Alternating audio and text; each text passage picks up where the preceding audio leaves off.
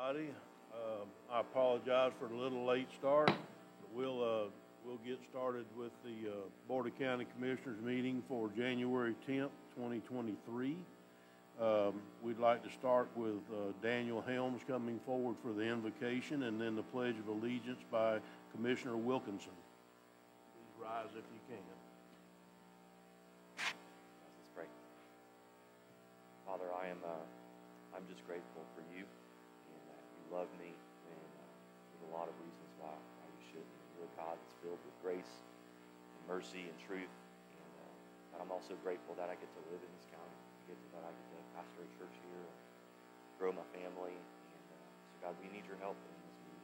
And so I pray for your blessing in this time. I pray that you might use the leaders in front of me to create a community here that is just ripe and ready for you to flourish us and to grow us and to have us where you desire for us to be. So God, I just pray for your blessing, and I pray for your goodness throughout this meeting, God. And it's in your name I pray. Amen. Please join me in the pledge. Pledge allegiance to the flag of the United States of America and to the republic for which it stands, one nation under God, indivisible, with liberty and justice for all. Thank you, Mr. Helms, and thank you, Commissioner Wilkinson. The chair will entertain a motion for the approval of the minutes as listed on the agenda. So moved, Mr. Chairman. I'll second. We have a motion and a second. Is there any further additions or corrections? Hearing none, all in favor say aye. Aye. Opposed? The ayes have it. Motion carries unanimously. We're going to vary just a little bit from the agenda this morning before we go into the Port Authority, and I'm going to ask Mr. Suggs if he would make some comments. Thank you, Mr. Chairman, and good morning, Commissioners. I just want to take an opportunity this morning to recognize one of our very own, our commissioners, as well as Vice Chair Commissioner Harvey this morning. It's been brought to my attention that Commissioner Harvey is now the Executive Director of the Florida Association of Counties Trust. And that's, for those of you who don't know what that might be, that is our insurance group that we're partners with. FACT is an essential part of liability coverage and effective risk management for its partners in the community and throughout the state of Florida and our counties. And I want to just briefly just give a quick quote, if I could. I want to read Executive Director Ginger Delagall's quote on Chairman Harvey, or Vice Chair Harvey this morning. And Ms. Delagall's quote is, Commissioner Harvey has always been an effective advocate for Florida's counties, and through his leadership on FACT's broadband and business solution committees, and amongst other committees, Commissioner Harvey ensures that Florida rural counties have always had a seat at the table.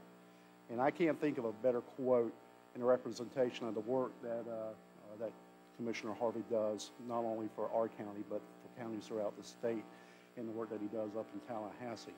So it's my honor this morning, and thank you, Mr. Chairman, for allowing me to do this, is to offer Commissioner Harvey our gratitude and appreciation for all the work you do on behalf of the counties in the state, as well as for your administration here. And please, everyone, welcome me and congratulating Commissioner Harvey on his new position, the Florida Associated Counties Trust. Thank you.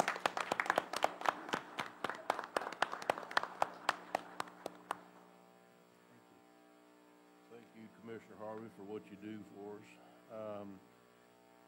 I've had a request also to put on the agenda an announcement, and I think Mr. Nat Gill is with us this morning. Nat, would you please come up and make a brief announcement on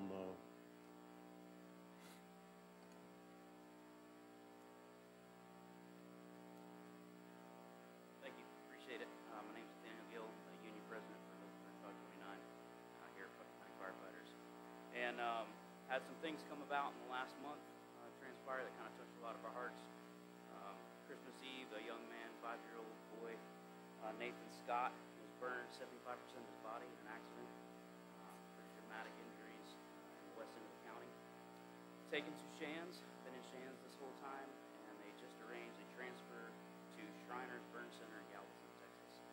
And all of that just to say that in this job you have things that kind of prick your heart, you have calls that stick with you, you have calls that kind of stay on your crawl a little bit, and this is one of them that's just really affected a lot of our people. And in doing that,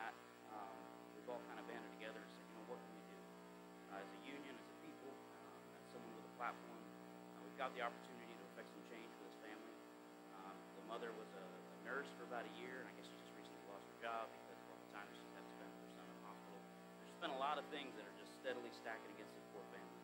And so as a union, we've decided to step up and do a series of fundraisers to really support them, come alongside them, do what we can do, and we can't make them heal any faster, but hopefully we can put some money in their pockets and pay bills and pay for travel and expenses and counseling and whatever we can do. We've tried to arrange every single thing that we can for them.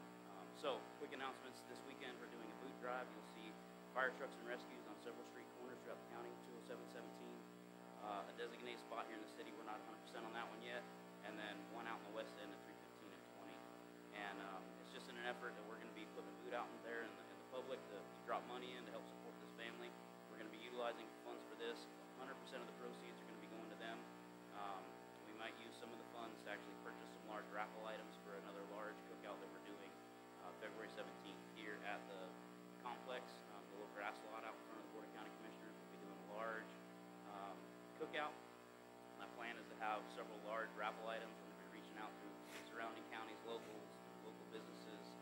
Shandscare, I guess, is wanting to land the helicopter here just to kind of bring in some attraction to it. And we're gonna try to put as much as we can for this family. It's just a way for us to take care of our own, the position we are. If you have the opportunity to do something, you don't do it, shame on you. So we're going to do what we can to help this family. And we just encourage everybody to come out. February 17th is the main cookout here. And then you'll see some fire trucks and rescues on street corners this coming weekend. So I appreciate the time. I know it slipped in the agenda. Mr. Chairman. Okay, thank you. Mr. Chairman, Mr. Gill contacted me about doing some cooking out there. So we'll be doing the cooking. We're going to have 2,500 wings, chicken wings. It'll be Chicken Wing Friday, basically that day. I believe one of our local stores in the West End is going to donate that chicken. They're working on that now. So we're going to have a big time out there. So save your appetite for Chicken Wing Friday that day. And some other things will be going along with that. But we're going to be looking for some help from the board if you want to come out and help cook. I know Commissioner Pickens says whenever he helps me cook, he just stands around and watches everything get done, basically. All you got to do is show up. But we can use all the help we can get. It'll be a fun day, and it'll be good chicken wings that we'll be cooking on the grill out there. So thank you.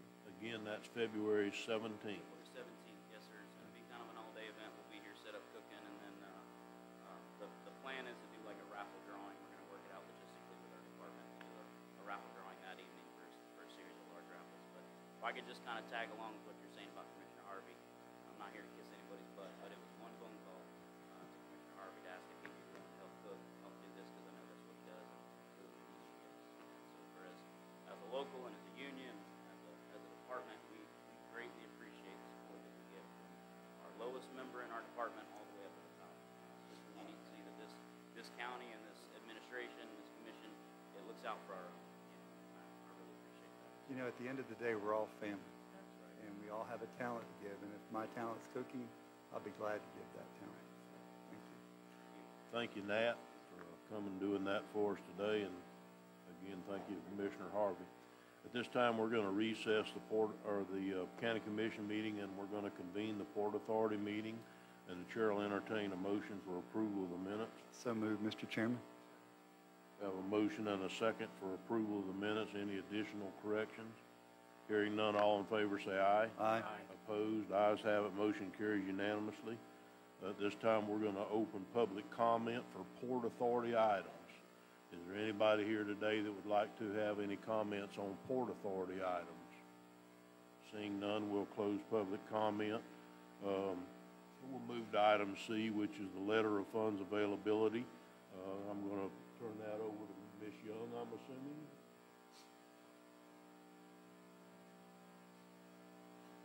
Or Mr. Suggs? Yes, sir. This is, we recently received an appropriation or a grant, and this letter of funds availability is simply the initial letter before we get the grant agreement. It is a non-binding letter. It simply states that we have the fiscal capacity to commit, if we so choose to, $151,500 to the grant project. That is the grant award, I'm sorry. Okay, thank you. Is there any further comments on this at this time? Mr. Chairman, I move approval.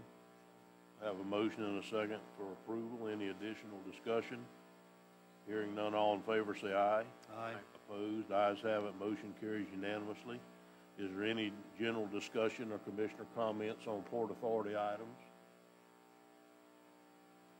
Okay, we'll, Port Authority items, yes, sir. What is it?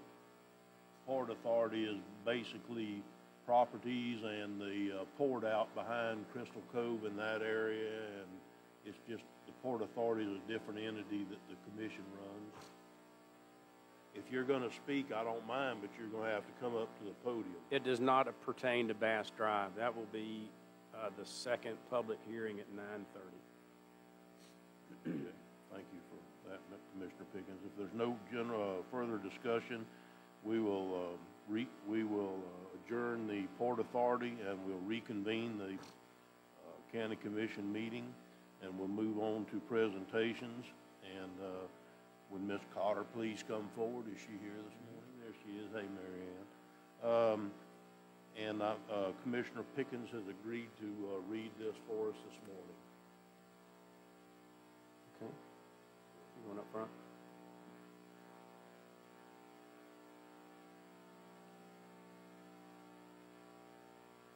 Okay. Putnam County Proclamation number 2023-001, National Human Trafficking Awareness Month. Whereas nearly a century and a half ago, President Abraham Lincoln issued the Emancipation Proclamation, a document that reaffirmed the noble goals of equality and freedom for all that lie at the heart and with wings to live in America. In the years since, we have tirelessly pursued the realization and protection of these essential principles, and whereas despite our successes, thousands of living in the United States and still more abroad suffer in silence under the intolerable yoke of modern slavery. During National Slavery and Human Trafficking Awareness Month, we stand with all those who are held in compelled service. We recognize the people, organizations, and government entities that are working to combat human trafficking. We recommit to bringing an end to the inexcusable human rights abuse. And whereas human trafficking is a $32 billion per year global criminal enterprise and is a crime as well as a civil human rights violation, an estimated 25 million people are currently victims of human trafficking for both sex and labor. And whereas human trafficking endangers the lives of millions of people around the world, and it is a crime that knows no borders, human trafficking is a form of modern-day slavery, be it for commercialized sexual or labor exploration. This otherwise multi-layered crime does not have a static profile. It affects children, adults, U.S. citizens, residents, and foreign nationals alike. And whereas this month we do not simply reflect on the appalling reality, we also pledge to do all in our power to end the horrific practice of human trafficking that plagues victims around the world and in our neighborhoods, and now be it proclaimed by the Board of County Commissioners, Putnam County, Florida, that January 2023 is designated as National Human Trafficking Awareness Month in Putnam County, and to urge all citizens to educate themselves about all forms of modern slavery and the signs of consequences of human trafficking. Done, ordered, adopted this 10th day of January 2023. Mr. Chairman, I recommend adopting this proclamation. We have a motion and a second. All in favor say aye. Aye. Opposed, ayes have it, motion carries unanimously.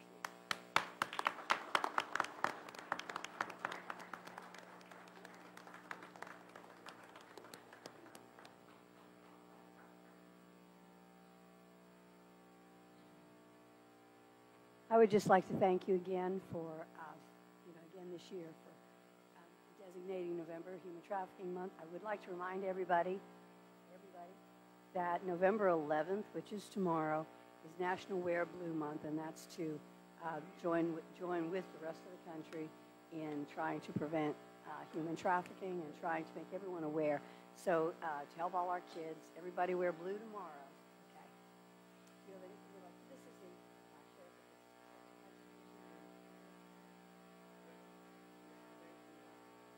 Just to introduce ourselves, Jonathan Peters, Putnam County Sheriff's Office, Maria Harmon. We both investigate sex crimes at the Sheriff's Office, and we're honored to accept this proclamation for Human Trafficking Awareness.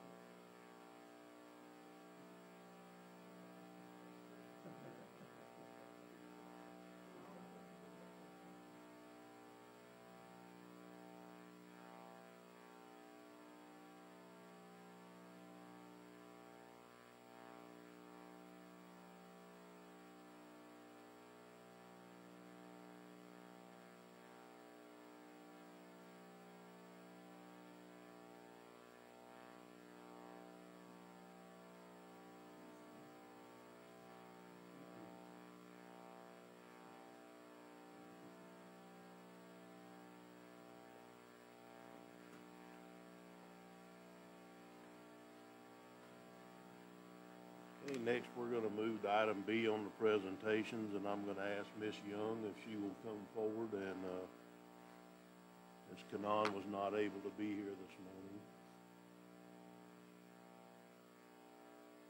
Chairman, and I'm going to ask Mr. Grimes and Mr. Fred and our fire rescue staff that's here today with us. It is my honor to present to you the Putnam County Employee of the Month for the month of October, Mr. Fred Lanier. I will tell you that on the nomination form, we have several different categories for which employees can be nominated, and the overall theme for Mr. Lanier was that he goes above and beyond. When asked how he performs his duties, he goes above and beyond to whomever, wherever, and whenever to get the task done. When asked his willingness to help and train others, he was described as he teaches and trains at all times. He's willing to volunteer his time to teach future and current service people above and beyond. When asked to show the nominee's creativity in his job performance, Fred goes out of his ways to fix, service, and to help fire equipment to save money. He is a jack of all trades. In each and every category, it was very obvious that Mr. Lanier goes above and beyond for our Putnam County Fire Rescue Service, and we are pleased to award him with October's Employee of the Month.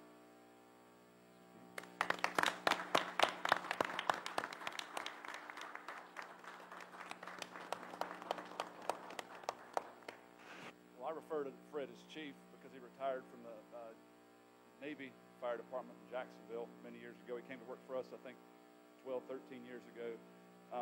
I'd have to say, I don't know what time Fred comes to work, but every time I come to work, Fred's there.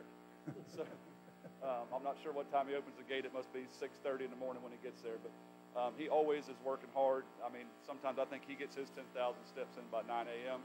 I always ask him, where he's been, but you don't want to follow behind him because he's busy all day, every day. He's one of a kind. He's one of our younger guys. He just didn't age well. Honestly. No, Fred's really good. I mean, we enjoy having him. I don't know how many more years we have him, but why we have him is he's sure a benefit to our county and our citizens. So Fred does an outstanding job day in and day out. But Ms. Julianne described it well. He goes above and beyond. He teaches a lot of the young folks, his years of experience. He works on fire trucks. I'm not sure that there's anything out there that Fred can't do. Along with, if Home Depot and Lowe's doesn't have it, Fred does.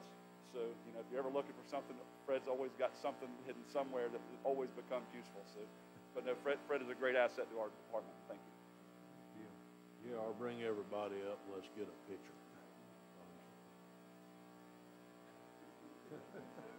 Okay. And our next Employee of the Month for October is Mr. Brad Jones.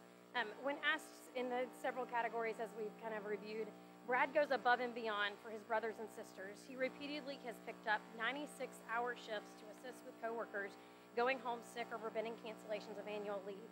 He also offers to work on rescues to allow a break on someone else. Again, the overall theme on Mr. Jones's nomination form was that he is always willing to take on an extra shift or an extra duty or extra work to help another coworker that he works with. But not only that, Brad is the type of employee that we could all learn from. He offers to cut patients' grass when they are unable to finish blowing off their deck, and even takes trash out. So he's going above and beyond for not only our employees here, but also our citizens.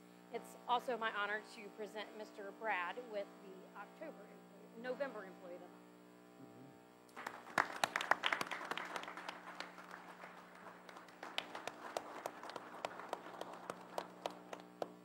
Kind of have to go to the same sentiments on Brad. I'm just not sure when he goes home because he's always here. But when we read through the letter that was written, and it's not written by us. It's written by somebody else in the field that works with these people. And I think that's what's kind of brings it all home, because he is a shining example of what we're looking for. When it said, an elderly person needed their grass cut. The day that he does take off, he goes and cuts an elderly person's grass. He gets there on the call, and the cans overflow, and he pulls it out to the curb. That's what we're all here for, is to serve our citizens. And I think truly that Brad is one of those people that just absolutely serves the citizen to the best of his ability. But the letter Ms. Julianne wrote was absolutely perfect, and he's just a shining example of what we have for employees here in Putnam County. Thank you.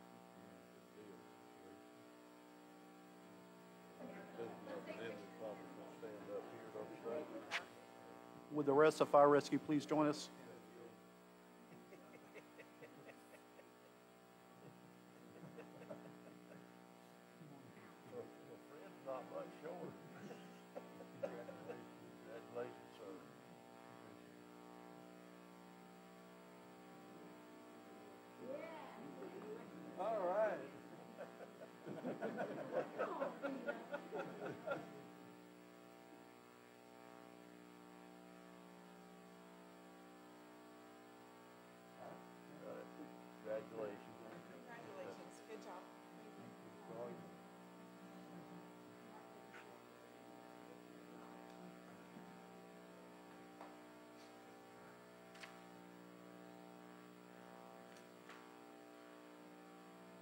Thank you, everybody, again. We're going to move into the public hearing for three different cases. The first one is the adoption of a resolution to vacate an unnamed 30-foot road easement at 709 Barden Road. This was workshopped and agreed to bring to the public hearing.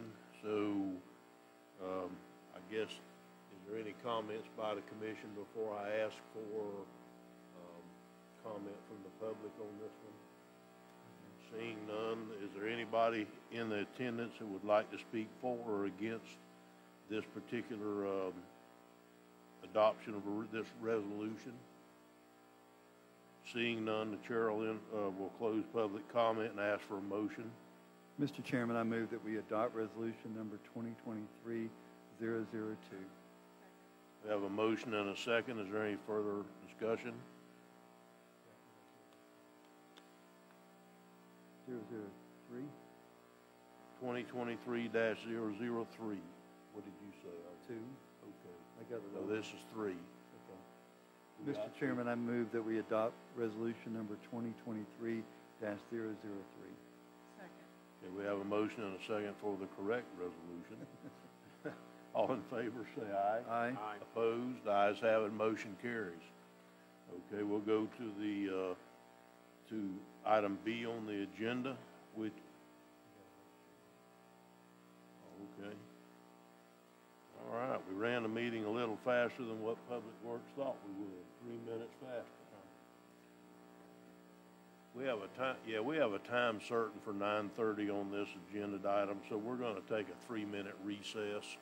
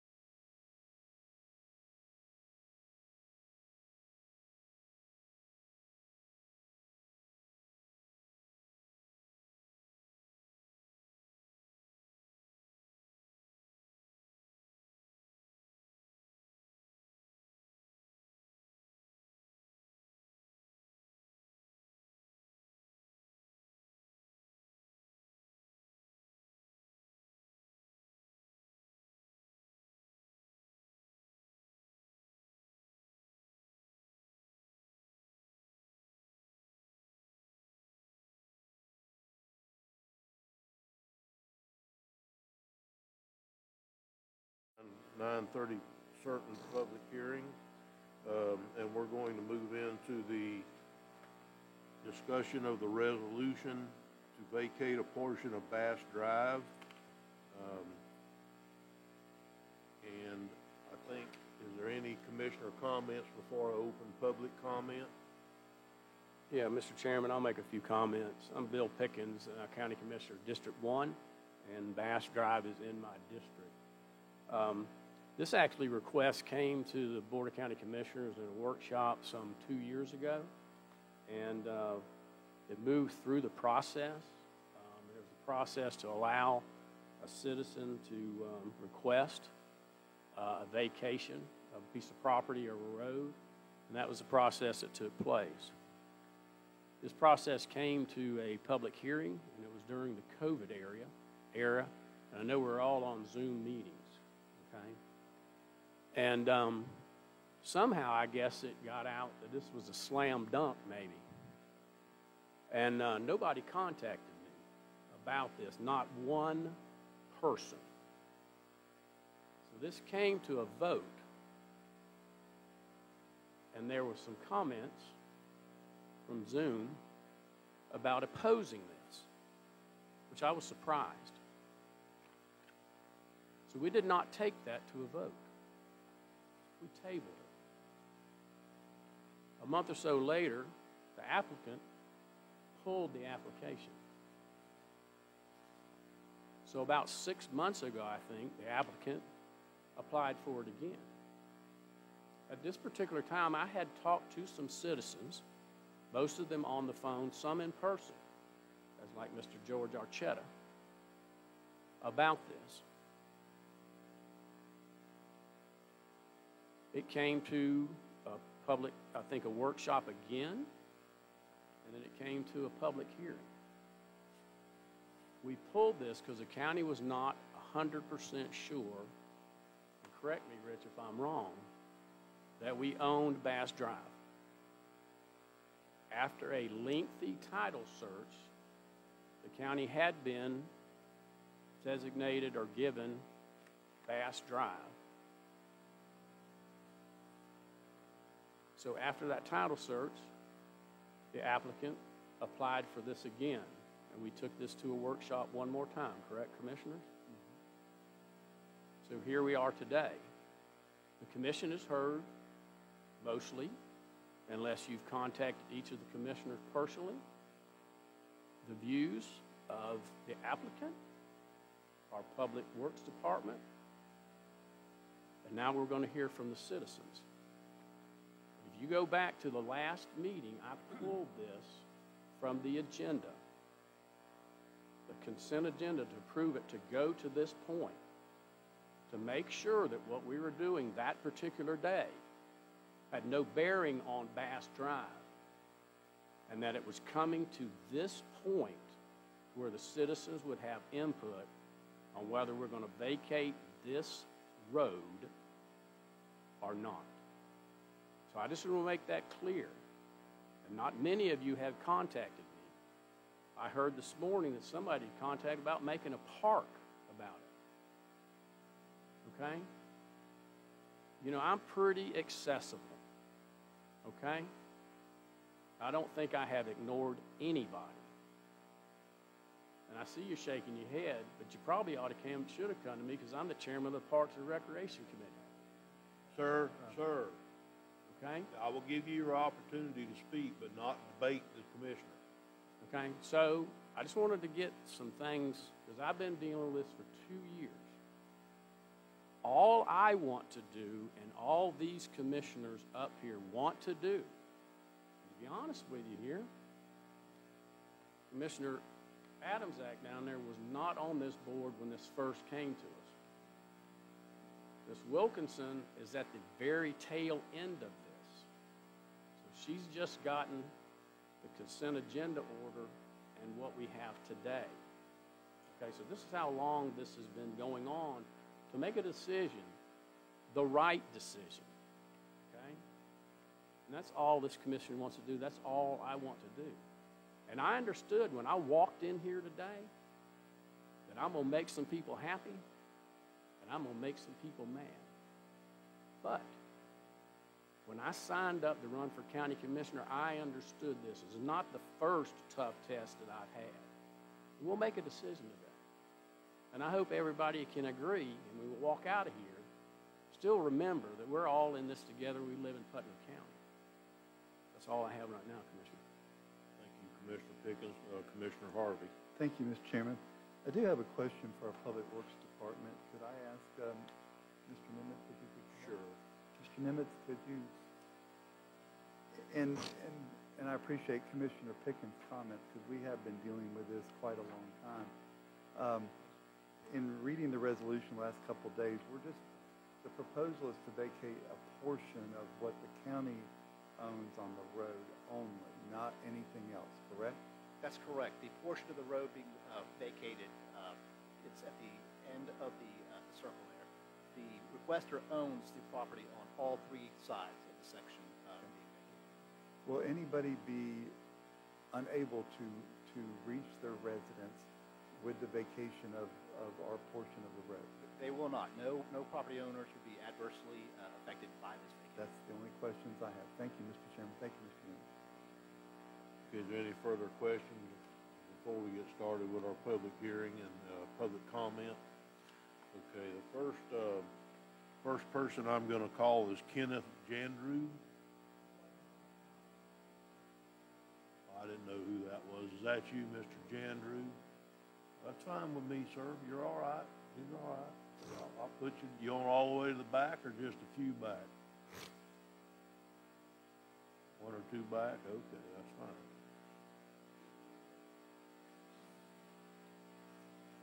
Well, I'm sorry, Patrick. I guess I should have let you speak first, but go ahead. That's kind of what I just wanted to discuss at the point of order of public hearing.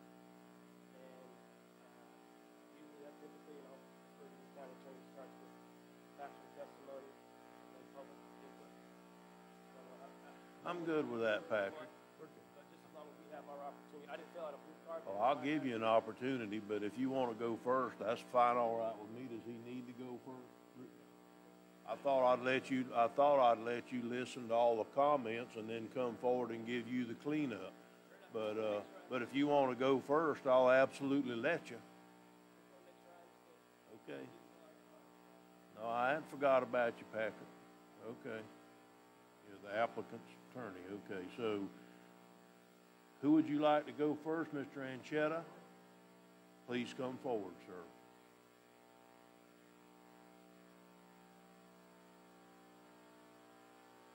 Thank the Commission for allowing me to speak to you and address you regarding this matter. My name is George Anchetta. I live at 606 Bass Drive. I've had property in River Park West since 1998.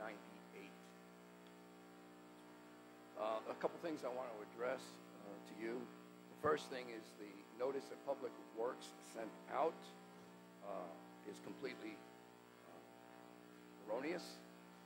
The information they've provided to the public and perhaps to you commissioners shows a vacant lot.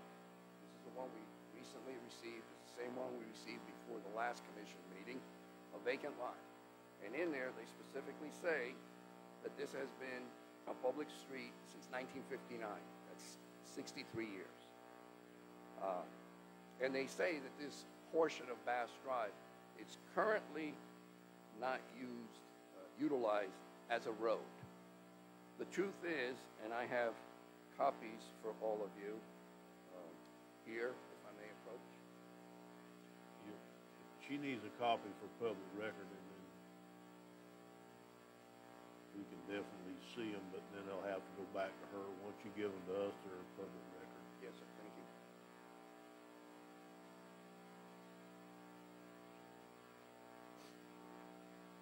I neglected to mention that we're going to try to hold public comment to 3 minutes. We haven't set the clock on you yet, but we're going to try to hold it to public comment, if you can, to about 3 minutes. Thank you. As you can see, there is a residence there. It has been there for almost a year. So the fact that Public Works has sent out information showing a vacant lot and the fact that it is not used as a road is completely incorrect. It's deceptive, and I don't know the reason for that. I'd like to get some answers from the Director of Public Works. As you can see, there is a residence there, and in order for the occupants of that residence to go in and out of their house, they have to use the public road. So it is being used as a public road for vehicles. This road is also used by pedestrians. I've seen golf carts, people walking their dogs, fishing. I've seen a family picnicking there.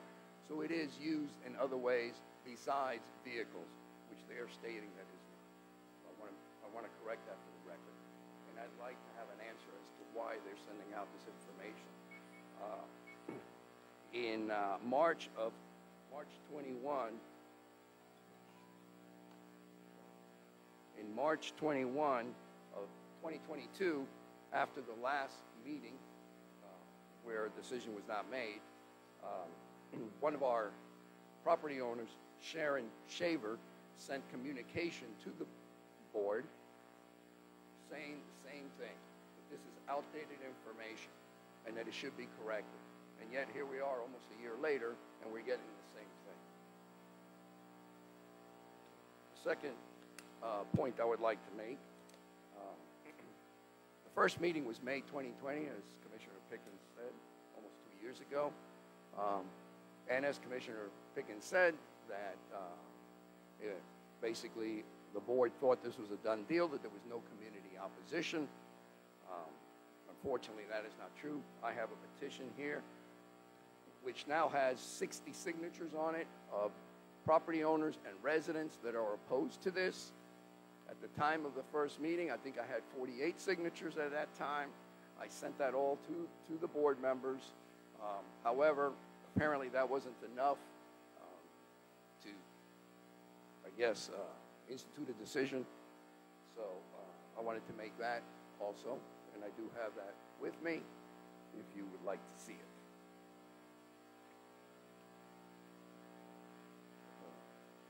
By the time the second meeting occurred, which was in March of 2022, I had also sent documentation to the board, and I believe I sent the letter to the county attorney, basically documenting the original covenant from 1959 of the developer, the transfers of that property into the boat club. We had community property that belonged to everybody. At that time, we did not have a homeowners association, and we still do not. So the boat club, which was a nonprofit corporation, accepted the deeds to these properties, and in their bylaws, the first thing they say is that they accept, it's got the list of the properties, lot 32 being part of the adjacent property that the applicant now owns, was only to be managed, maintained, improved, and provide security for all the property owners, the residents, and their guests, right here in their bylaws. They had reason that the applicant qualifies for this application is because he bought that property from the boat club. I maintain that that was an illegal sale. They had no right or authorization to sell that property. So the question everybody asks me is, why did they sell the property? Why did the boat club do this? Well, it was done without the membership knowing or being informed or voting on it by the directors. There's 5 directors, 2 of which are married to each other, so they vote as a block, and one of the directors is none other than the applicant himself. What a coincidence. Nothing nefarious going on there. So that's how he acquired this strip of land, waterfront property, from the boat club to be able to apply for this procedure. Now, I informed the commission on all that. Yes. So here we are again. So, as the elected governing body of this county, I believe it's your obligation to do what's in the best public interest for all the citizens. Now, the applicant might tell you, well, this road is not used. Well, I've got 60 signatures that disagrees of people that live there. And since it is a public road, it could be used from anybody. Anybody from Interlochen can come and use that part of that road. It's the closest point to the river. We have disabled veterans. We have other disabled residents that are in wheelchairs or have to use a scooter. And sure, we have that county property that's an island. But in order to get from the parking area to the closest point to view the river, they have to go across a bridge and a large portion of grass. In this case, on this property in question, they could drive their car right up to that. They don't even have to get out of the car if they don't want to. They could get out, put a chair right next to the car, and they have this beautiful view of the river. It's the closest view, the closest point you can get with public access. So I urge you to please consider the benefit and the public interest versus the benefit and the interest of one individual. Thank you. Thank you, Mr. Anchetta. Next, I'm going to, Commissioner Harvey. Thank you, Mr. Anchetta. May I ask you a question, sir? On the map that you passed out, and I'll be asking Mr. Nimitz, I don't know if he's seen this map yet. What you've highlighted in the black area, is that what you're proposing is the road in front of this house with the white roof on it?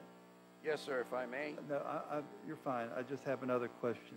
Yes, it is, and that is basically taken off what the map that the Public Works provided showing an empty lot. Well, it sure and the doesn't, roadway. my point is, it sure doesn't show a lot of traffic happening there other than whoever owns the white house, the white roof house, is getting into their driveway. Correct. Other than that, it doesn't show that. No, it you're doesn't- absolutely right. So who owns, the blue house also is affected by this vacation too then? That was recently purchased a few months ago, and I don't know the owner. Okay, so the lot line, and I might ask, Mr. Nimitz, may I'm done. Thank you, sir. Yes, sir. Would you like to see the other? No, I've got it. I've got it. So, Mr. Nimitz, is that your understanding too? Is that the blackened area here is where the road is, where our surveyor or our title cert said the road was at?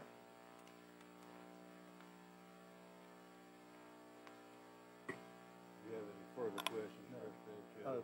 Yeah, Yes, Would Commissioner. you like the- a copy of this one? No, sir, I saw it there earlier. The residence that's being referred to is 100 Bass Drive. That's the requester who's making the request for the vacate. So again, there'll be no parcel owners adversely affected by this vacate. That is the requester. That is his parcel there is accessed by that portion of the road. So let me ask you this, Mr. Nimitz. Where the turnaround here is over on this piece right here, that's actually the road where it's supposed to be at? Right here by the blue roof house? Yes, that portion that's Okay, the so they squares. come in off the road and then they access, then the road goes all the way to, I guess it was gonna have a bridge there one day or something to connect it to, I don't know. I don't know why the road dead ended right there. Probably because they quit building the canal off the river, whatever. So no one's affected by this, truly. No one. They can still see the river, they can ride around their golf carts, they can still see the river. Life's good down That is correct. And again, this is a road. This is our right-of-way. Right-of-way is not to be utilized for pedestrian traffic or parking or anything of that nature. Right. Okay, thank you. Thank you, Mr. Chairman, for the latitude. Not a problem. Next, I'm going to, Mr. Jandrew, are you ready yet, or would you like someone else to speak? Okay, no, it's not an issue, sir. Please come forward and state your name and address for the record. My name is Kenneth Chandru. I live at 104 Ludwig Drive, Pleasant City, Florida. To answer your question, sir, about the property now looking like it's utilized, for simple fact that there's posted signs around. And second of all, most of the public don't know they have a right to use that property, so they're not going to pull up on somebody's road lawn because it looks like the house next to it owns it. So that answers your question about traffic. Now, what I would like to see, and second of all, this vote. Let me explain how much power that means over us citizens. This building here is public property. Now, if the boat club put a vote in on annexing this property, would it count? No, that's public land. They don't have a right. Now, the other thing is, give me a moment. I'll show you. This is the map of the plat. Look for 39. Might be a little old.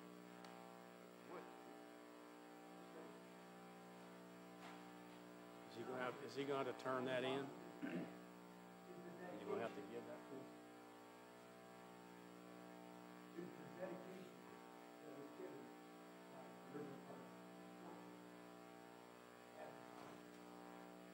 me read what it states. River Park Incorporated, a corporation existing under the laws of the state of Florida,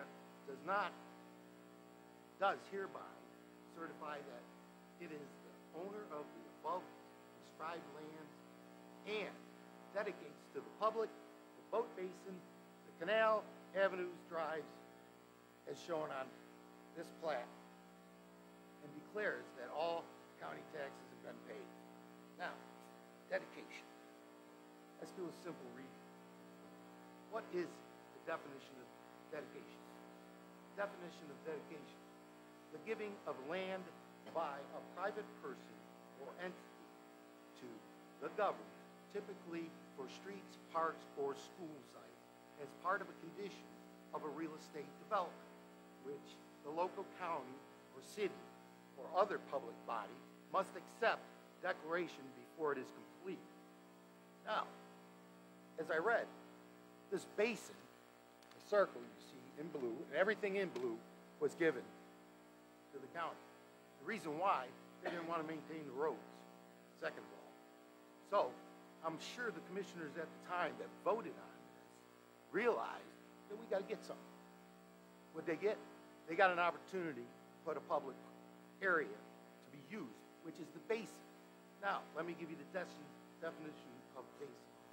Boat basin, definition means the entrance, the water, the space, the structure with the boundaries of the breakwater.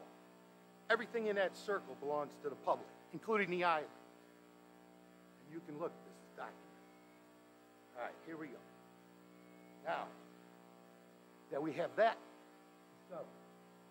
boat club boundaries are in yellow. That's all they have right to.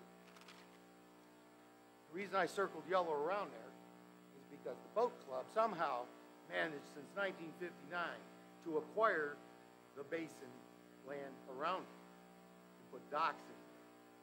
Now, by the Bond Act laws, if you look into it, which you really need to if you haven't, without familiar with it, there's no handicap access to any of those boat docks or any place around it. And I'm pretty sure it's a violation of the Bond Act laws. You can look into it, because we're going to. And the other thing is, I have friends of mine that don't have any land.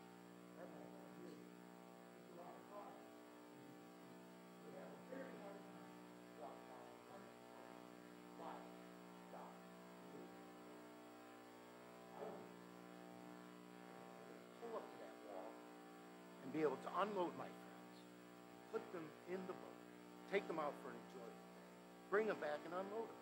And if we caught some fish, maybe we can clean them and cook and barbecue them right there by the water. I'm requesting today that this committee consider the possibility of putting a handicap park in that property that we already own, citizens and you.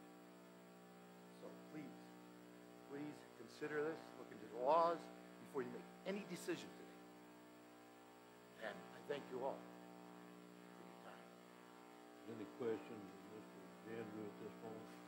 Thank you, Mr. Jandrew. Next, I'm going to ask Henry and Seth and Chetta.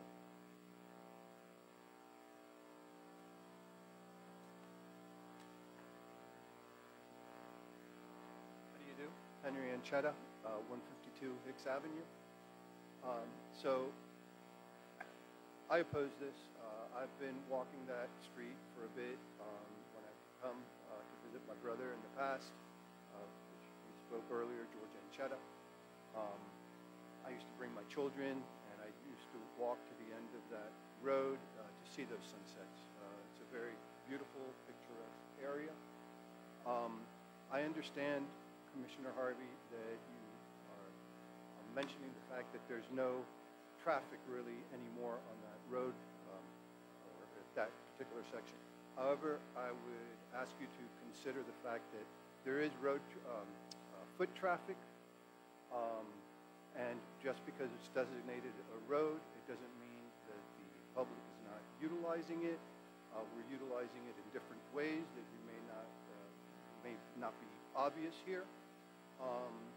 And my concern is that if this property is vacated at this time, that there's possibilities of new fabrications of buildings or things that will block the view and just not go with the community.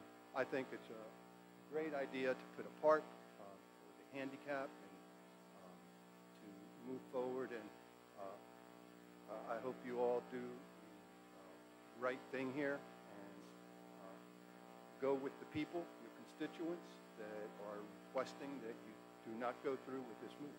Thank you. You do understand that the county doesn't own the property. They can't put a park on private property. It's all right that you say that, but you can't do it. It's state statute. It's not our rule. It's the state. You can't put a park on private property. You can't. I understand. I'm just talking about the park deal that I've heard twice now. We can't put a park there. No, sir. Your time. No, sir. I'm not going to debate this with you. I'm just stating a fact. We can't put a park there.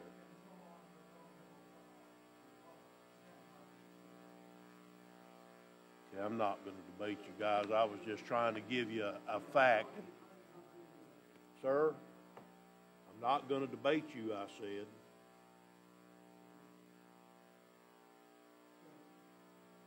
You're going to have to step back up to the microphone if you want to speak. Perhaps a park isn't in the picture, but foot traffic is still there, and I appeal to you to please do not vacate this property. Yes, sir. Provide this property as stated. Thank you. Yes, sir. Thank you for coming today. We do appreciate it, believe it or not. Next, I'm going to ask Angela Wixon. I'm sorry, I botched your name, didn't I? If you give us your name and address for the record. Angela Wickham. I've been, address is 111 Ludwig. I've been out there 25 years. Okay, in the last 3 years, 2.5, 3 years, we've had a lot of residential turnarounds because old people die, they sell, they get, we've also had COVID break out, so that's a big problem there. The boat club had a meeting. Somebody called me like 15 minutes before the meeting saying there was going to be a vote. A vote for what? I didn't know. Nobody knew what it was about. So when I went there was 3 people that showed up besides the people that run the boat club.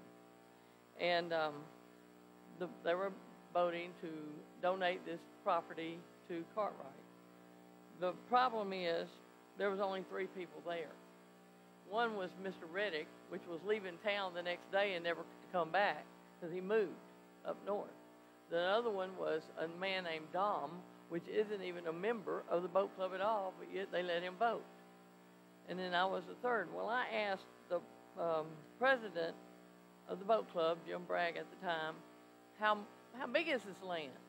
And they said the land, this blue area, was only the size of a lawnmower strip. That's it. So I thought, well, I'd vote for that. Cartwright to have that. It's just a strip of a lawn, but it's not. So I was lied to. 3 people in that meeting was more or less lied to about that. So we voted, and then I went on. Well, I didn't hear any more about anything because of the COVID mess going down and everything like that. So, I don't know what Mr. Cartwright's plan is with this property. I've been told a lot of things, and I don't know what's true, but we don't need a business out there. One, I was told that he might put a boat rental thing out there. We don't want a business. This is a residential neighborhood. We have 6 children out there on this side now. I don't know a lot of the neighbors out there because they've changed, this past year, they've changed like it's nothing out there. My neighbors right now, he's selling his house to go to Alaska. He hadn't sold it, and then another one behind me, they died. Both of them died, and it's up for sale.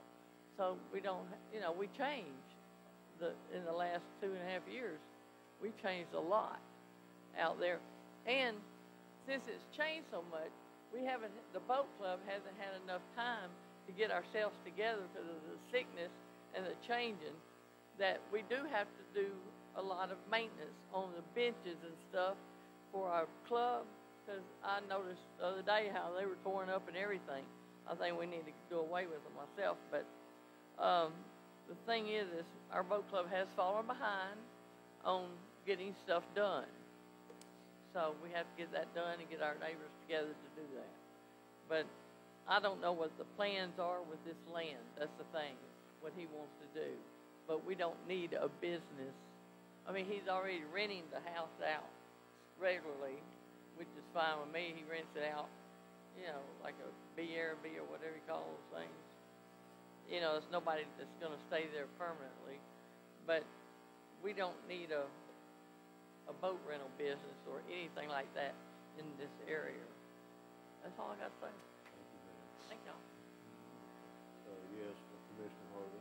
Ms. Mixon, can I ask you a question, please?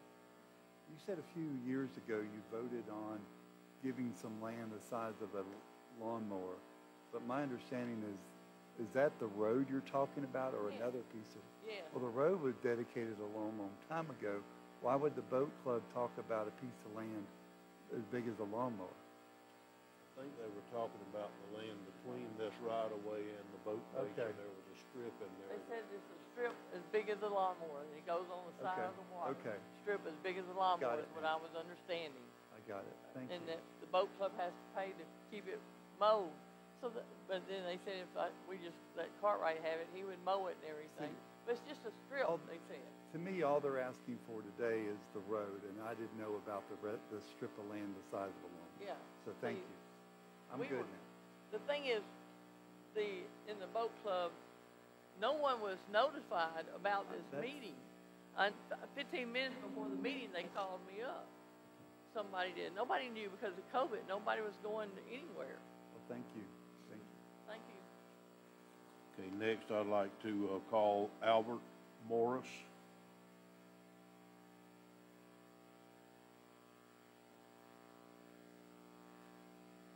If you would state your name and address for the record, please, sir. My name's Albert Morris, and my address is 540 South Carpenter, Orange City, Florida. And if y'all will look at your map that you have right there, I own the property at the top of that map. You see a brown looking arrow. There's 2 lots there that I own, plus I own a lot across the street. It's my understanding that the Putnam County Commissioners look for the good of the general public.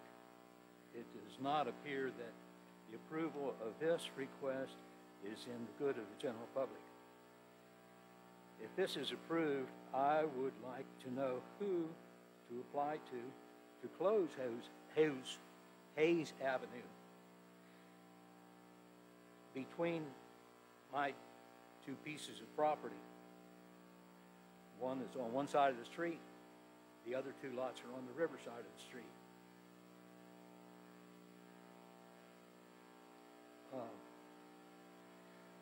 Everyone would still have full access to their property because I own property on both sides of the street.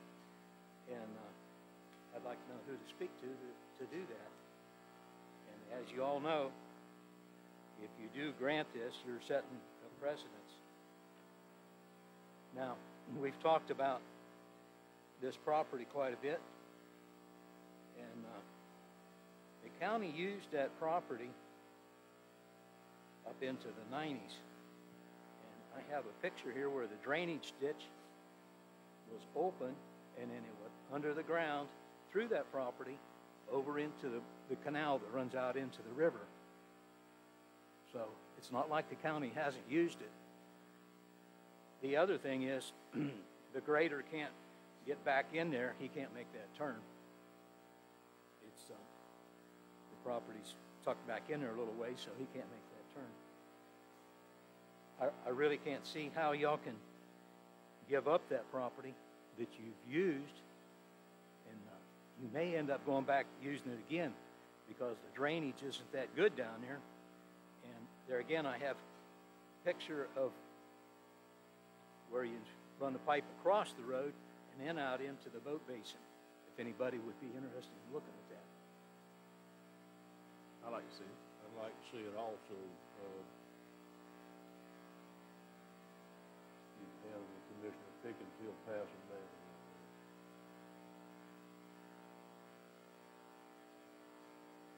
This is the new culvert. And you can see the ditch running down through here, underneath the driveway into the White House. Morris, you're gonna have to speak into the microphone. We're recording the meeting, and so, there you go. You can show us from there or whatever, but like I said, you're gonna have to speak into there where we can record your comment. So I'm thinking the county may want to use that property again one day. I can't understand why they would want to give it up. I've owned that property in River Park since the early 80s. Like I said, I got 2 lots on the river, 1 lot across the street. No reason why we just couldn't close the whole road. And then you could give me that portion of the road if we're giving property away. Mr. Harvey, did you have a question? I do. Thank you, Mr. Chairman. Mr. Morris, is this drainage, are you telling me that it's going across the bulkhead or no? It doesn't go through the bulkhead, right? It was an open ditch. But it doesn't apply to, it's back this side of the bulkhead, correct? No, it's on the far side. Right. It Okay. was an open ditch. Okay. And then it ran underneath the driveway of that White House that's in your picture that you have. But it And doesn't it blow ran out the under the ground all the way in Yeah. to the access to the boat basin. Okay. And are you saying that the grader has to back up into this road now? Because it doesn't appear on my map that it. No, he doesn't back up. You said he can't get down there. It's too narrow, and we need to keep that for that reason. It's not that it's so narrow, it's the grader is so long. But he doesn't back into that road now. So he grades the road without going down. Yeah. Okay. And the other question, the other answer I have, if you want to vacate a road, you have to do it through our Public Works Department. Thank you, Mr. Chairman. Commissioner, would you give Thank that you. to Any other Ashley? questions? I think that's all we have for now. Thank you, sir. Next, I'd like to call Albert Rowley.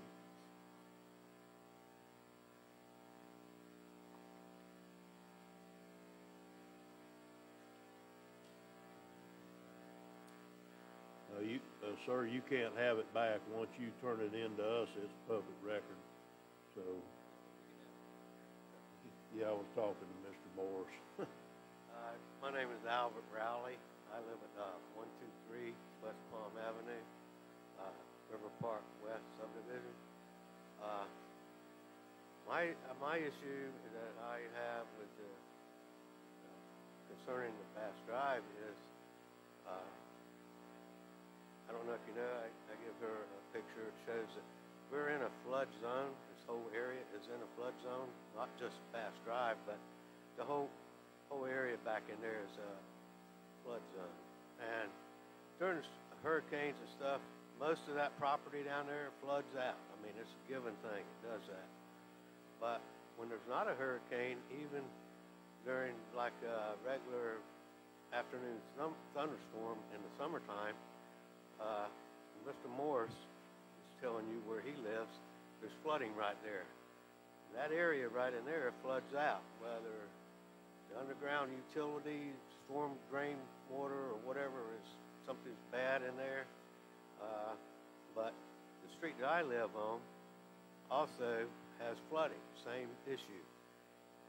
The underground utilities, or whatever you want to call them, storm drains or whatever, was designed at that time when this subdivision was put in there to drain into the St. Johns River. All the stormwater runoff from Highway 308 all the way down to the river, everything is channeled to run, of course, naturally, gravity flows downhill.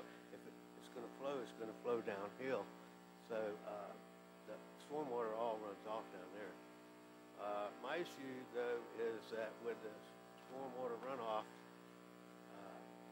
other than let's try to see if we can correct that problem to start with before we actually abandon this property that somewhere under every road that there is, just about anywhere you want to go, either rural areas or city areas, all your utilities are underground. And they usually, every case I've ever seen, the utilities are always underneath the road.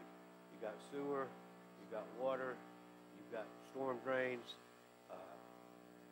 communication, everything runs underneath this road. I don't know what the extent of the extension of Bass Drive is, if the county is liable, if they turn this property over to the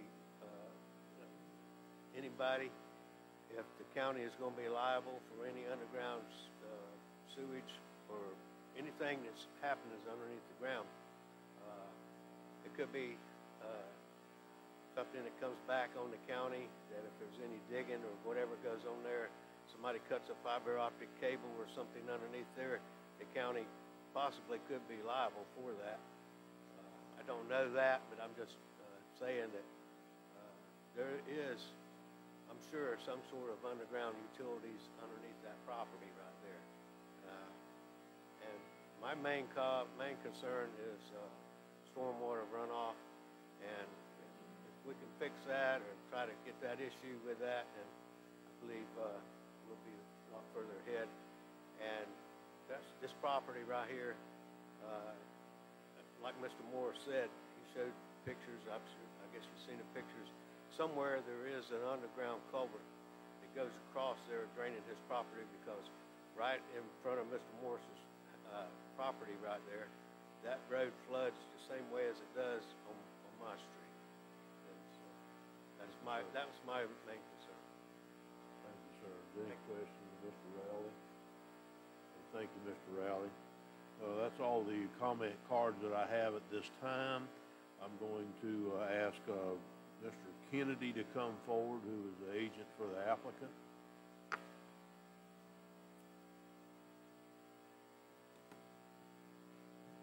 Good morning, Patrick Kennedy, 673 3rd Avenue, Palatka, Florida, and I am here on behalf of the applicant.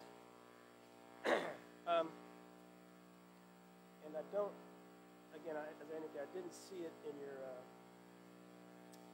agenda packet, but the November packet contained a staff report, contents of the vacate packet, which does a wonderful job addressing almost all the questions that were raised by the public comments. And I don't know how we can make sure this is part of the record for this proceedings.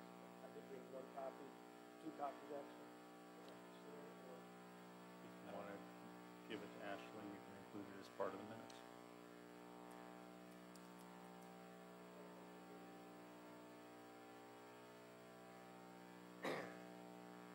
And most of what I wanted to speak about comes directly from your staff, the public works staff primarily. But the reason we're here today is because Bobby Cartwright submitted an application. It's a complete application. It checks all the boxes that were required by your procedures. And he submitted it for this section of right-of-way because it wasn't serving a public purpose. Nobody was maintaining it other than the property owners on him and the prior owner. They were the ones maintaining it.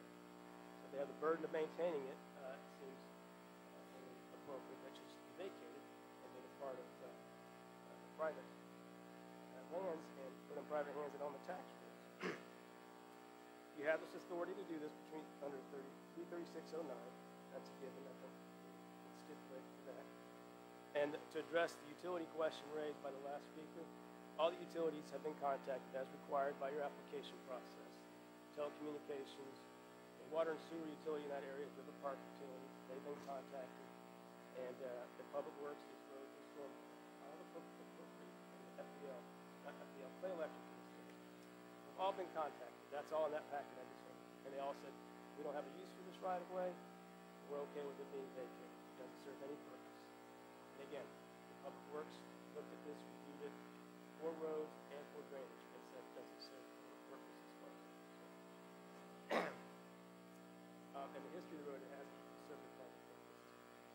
perhaps some of what I heard today was more of a private purpose, not a public purpose, and that's not what you're here to address.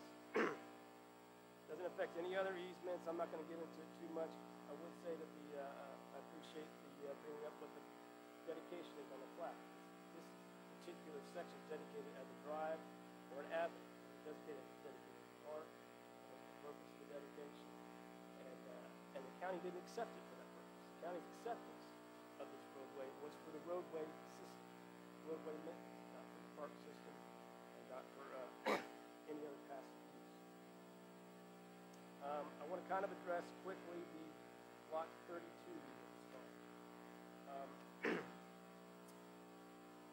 It doesn't matter whether my client owns Lot 32 or the boat club still own that section of Lot 32. This board does not get to decide who accesses the canal through that private property. It's a private situation, it's a private consideration. Whether or not they have a right to access the canal through that property is between the property owner and the residents in that community. So, that's not a consideration, and the idea that... Hang on a second, Patrick. We're having trouble hearing you, I Sorry, think. I'm not talking into it. Yeah, speak into the microphone. Could you turn the speaker in the back of the room up just a little bit? Maybe it won't... Speaking a little fast, too. I'll slow down a little bit.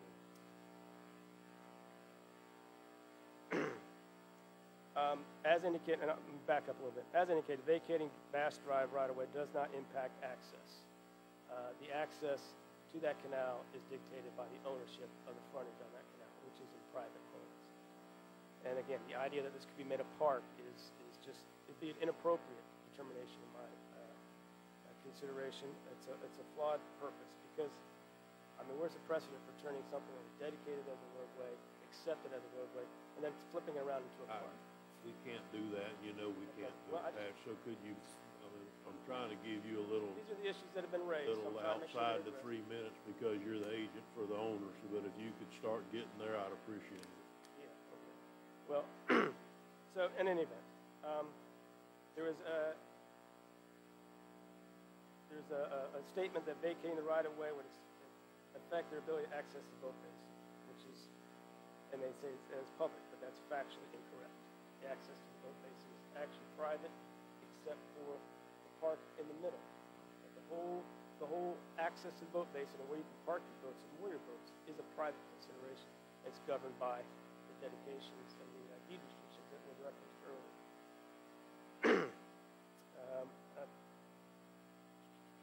Again, this whole idea that you're taking away a public access just is inaccurate. And I think whether or not the boat club had the ability to sell this property, Mr. Cartwright, is again not for your consideration. Does this road serve a public purpose as a roadway is what you're really deciding. Whether it serves a right to the county and the general public as a dedicated right-of-way. It doesn't. It never has. The county's never seen it that way. It's never maintained it that way. And I think right along the lines with every other vacation, including the one you did this morning for us, and the ones you've done almost on a monthly basis, this checks all the same boxes. It doesn't interfere with anybody's public rights of access, drainage, utilities, or any of those issues. And the issue of who owns Lot 32, who's allowed to own Lot 32, that's not for consideration. If they want to dispute that, they have their means in it, of course. But there is a lot more I'd like to say. I think if you pay attention to what your staff report, it hits all the bills, all the buttons. They did a great job on it. And if they were allowed to present that, I think it would answer each and every one of the questions. And they did present it once before, but not everybody here got a chance to do it. If there's any questions of me or the applicant, oh, and one other thing, quickly answer the business on the property. That's not going to happen. It can't happen under the zoning, and it can't happen under the deed restrictions. The boat basin, actually, that particular slip, that hasn't been talked about, I was mentioning this, has actually been restricted. No boats are allowed to moor at that location. They call it slip zero. It didn't really exist until 2006, when the prior owner entered an agreement with the boat club, bulkhead that, to create that spot. They actually, with private money, created that spot along that 10-foot strip. And there's at least agreement, I can show you that went down and how that went down.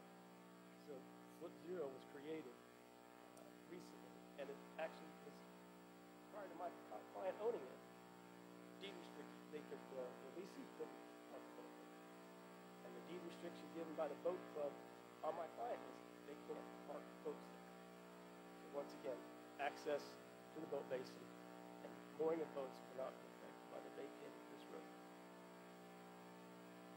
Does anybody have any questions of the agent at this time? Yes, sir. Ms. Wilkerson? Patrick, thank you for your explanation on some of these issues that have been brought forward to us today.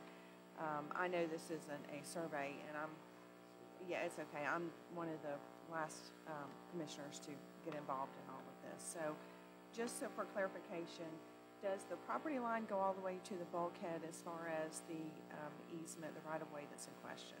No. No, it doesn't. So even if we didn't vacate this right-of-way, the whole bulkhead thing does not, I mean, you can't come up and like you just said, you just can't come up. You can access the bulkhead from that right-of-way. Okay. All right, and this dock right here belongs to who? I'm sorry. That belongs to the boat club. Okay. That's right. The line actually comes just inside of that dock. Okay. That's not a fine-tuned survey of the location, it's an approximation. Okay, all right. Thank you for that. If we don't have anything else, so, thank you, Patrick. So do the Mr. Chairman? commissioners actually want Public Works to come up and give this presentation again? I mean, we've got it in our packet, we've heard it like 9 times for 2 years. Mr. Chairman, I'm ready to make a motion. Could I make a comment before we do? Seems to me like this boils down to one thing. We had a homeowner come in and purchase a piece of property and purchase the land between the property and the bulkhead from the boat club, which we have no jurisdiction over that deal whatsoever. I know that some of you had some concerns. That's not before us today.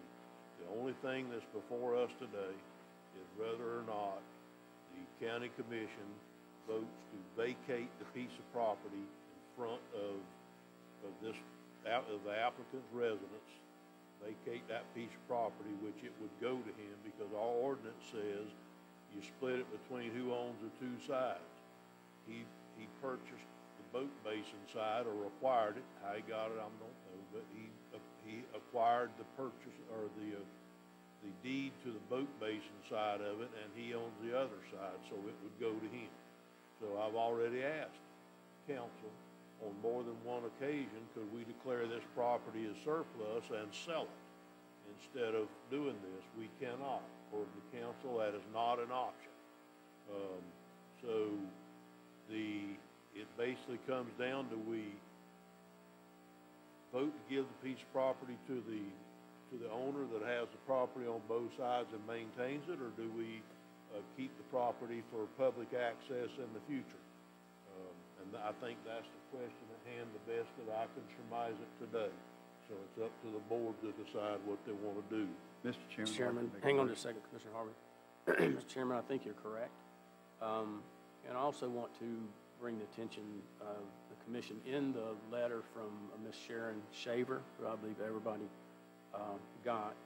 I actually spoke with Ms. Shaver and her husband and Mr. Archetta last Saturday. And you remember he referenced some ordinance that he texted me, and I texted him to our county attorney. And again, that does, and Rich, I'll have you answer that. This does not apply as far as being able to surplus this piece of property to sell it. So that's correct. I mean, depending on how a county owns property, the statute is pretty clear on how the county, if they decide that it's no longer serves a useful public purpose, how they dispose of property. So disposing of property that's owned, that's as a parcel or a lot, is not the same as vacating a road, which I think Mr. Kennedy correctly stated under 33609 details what the procedure is. I have one other question, and I asked, not to put him on the spot, but Clay Davis from the property appraiser. I think I asked this at the workshop if the pleasure of this board is to vacate this, then the property would go to the owners of the property on either side, which just happens to be the applicant. Would this parcel would it become one parcel of property? Where the house is all the way to the canal, the inlet to this lagoon, and all the way back to the portion of Bass Drive that would continue to exist, which connects with Hayes. I think I have that correct. Yeah, thank you, Commissioner Pickens.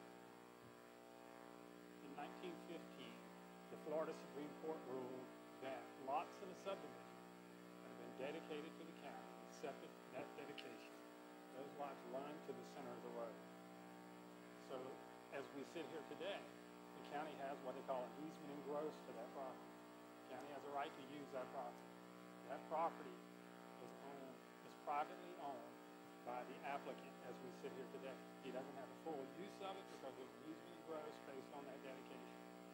If this board decides to vacate that portion of Bass Drive, or any road for that matter that's in a dedicated subdivision, then it just exposes his lot lines in the center of the road. He owns 32, a 10-foot strip, which is the lawnmower size. That's the 10-foot strip that is on the basin side and then runs north up to meet lot 31. So he owns 31. He owns a portion of lot 32, 10-foot wide. Doesn't matter what the width is, if it's buildable, he owns that. That's a lot on the plat. It just exposes his lot lines in the center of what was the road. Okay, so Does that answer your question? it would become one parcel of land. It would become two parcels, 30, this portion of 32. And I can't remember if we have it combined already, but he would have a portion, he'd have 32, which then would be in the center of what now is Bass Drive, and 31, which would be 31 and what is the center of Bass Drive. He can ask us to combine those together. They meet the requirements for the deed. Okay. All right, thank you. Mr. Chairman, I'd like to make a motion. Go ahead. I'd like to recommend that we follow the Public Works recommendations to adopt the attached resolution authorizing the vacation of a portion of Bass Drive in Crescent City, the resolution number 2023-002, a resolution of the Board of County Commissioners, Putnam County, Florida, to vacate a portion of Bass Drive and River Park subdivision in accordance with Section 336.09 Florida statutes, closing and abandonment of roads, authority of Section 336.12 Florida statute, closing and abandonment of roads, termination of easement, conveyance of fee. Okay, we have a motion. Do we have a second? I'll second it. Well, we have a motion and we have a second. Under discussion.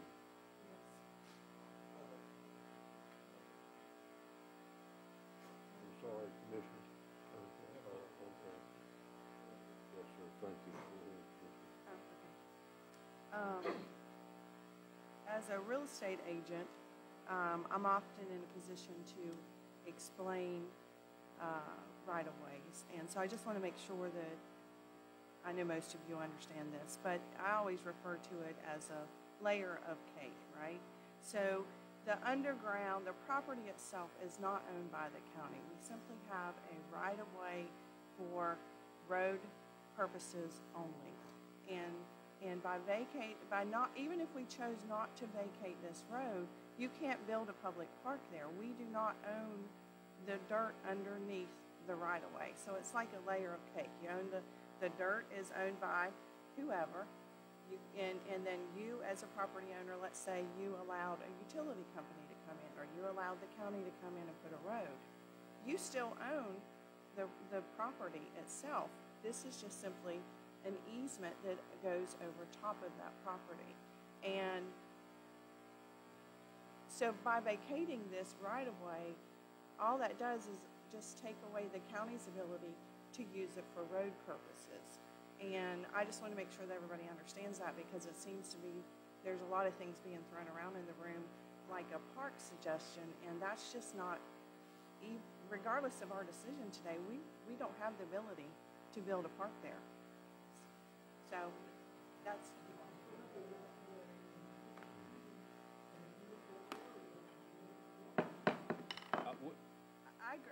understand your comments. Yes, sir. Okay.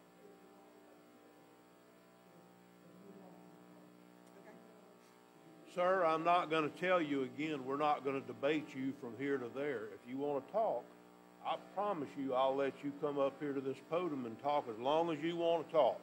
But I'm not going to debate you over issues we can't change. Okay?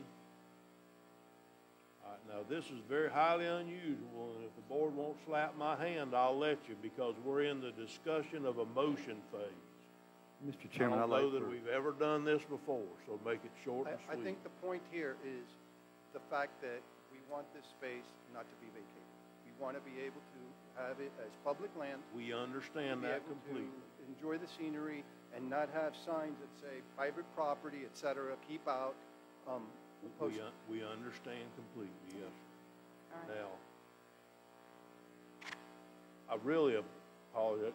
Please come forward. I don't want y'all to think that I'm restricting your access, but this is just not how we do business, that you actually get to the public discuss during the discussion phase of a motion.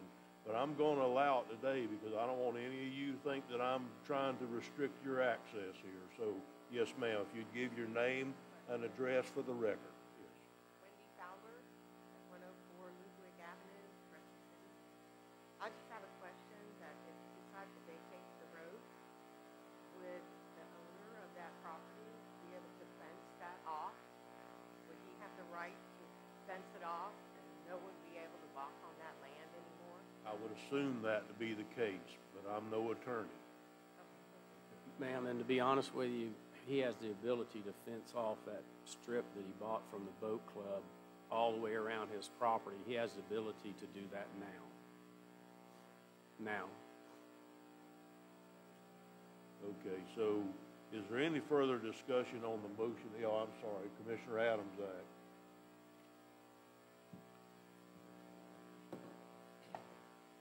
I guess I have two questions, just because it was brought up during the discussion. They talked about the golf carts. Is this even a golf cart community? Are they allowed on our public roads in that community? Does anyone know that? A golf cart community, yes. It's a golf cart community. And then on an easement, what can there be an easement for public access to walk in golf cart? Or is it only for roads in this case, for cars? Right. Okay. And what about walking, pedestrian?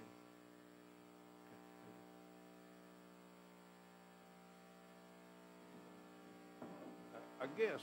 So I apologize.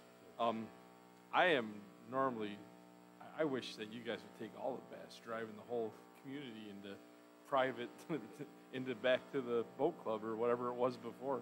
So I'm all for normally giving land back that we don't need to maintain or that we shouldn't have taken in the past, in my opinion. And granted, I wasn't on the commission then. I didn't even live in Putnam County then.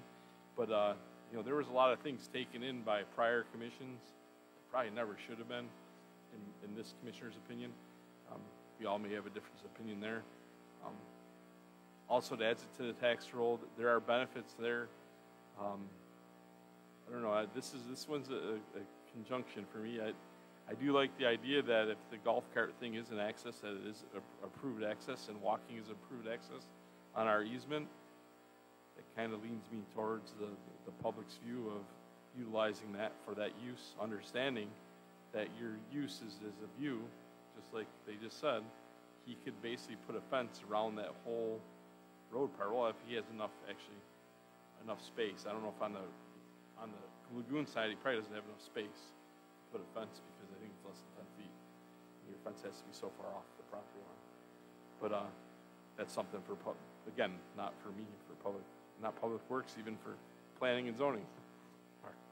Thank you. That just helps me decide how I want to vote. Well, this one is a tough decision. It's not as easy as either side wishes it would be, because, yes, ma'am, please make it short. Well, like I said, this is unprecedented. Okay, we have an island in there too. There's a big circle with an island in it. If y'all give him this property, is there any way later on he can come and take the island too? Not from us. Oh, no. Mr. Chairman, I call the question. Mr. Harvey, I'd like to really have a comment first, if you Okay, don't sir. mind, and then we'll vote on it. This is not as easy for us on either side of this. It's really not.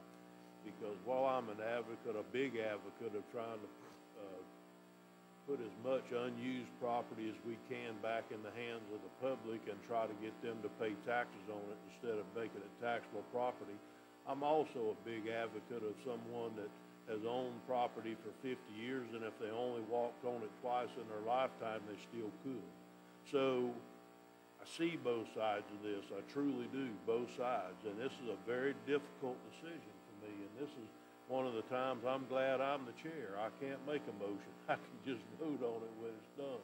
But this is a difficult decision. And I'm sure that it's difficult for every person sitting up here weighing on this, because you're having to take sides between two pretty much fundamental values of being a commissioner that we see up here. I think that's what Commissioner Adams-Ack was just discussing, is those are the two fundamental issues on almost every decision we make.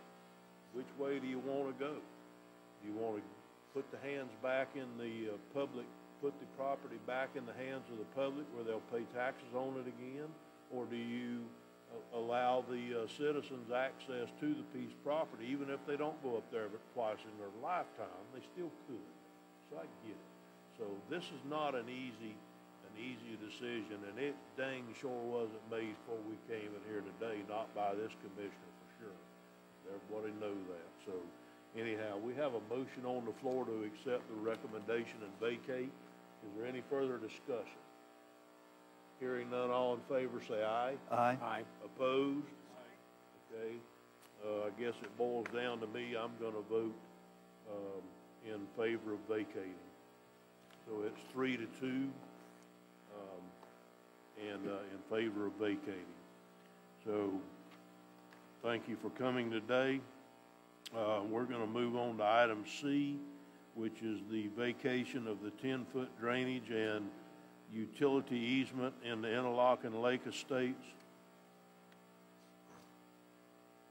This went to workshop on 9/27/22.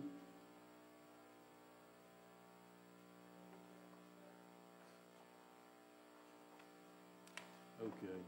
Item C, vacation of the 10-foot drainage easements. It came before workshop on 9/27, and the meeting on 11/22. I'm going to open the floor up first for public comment on this issue.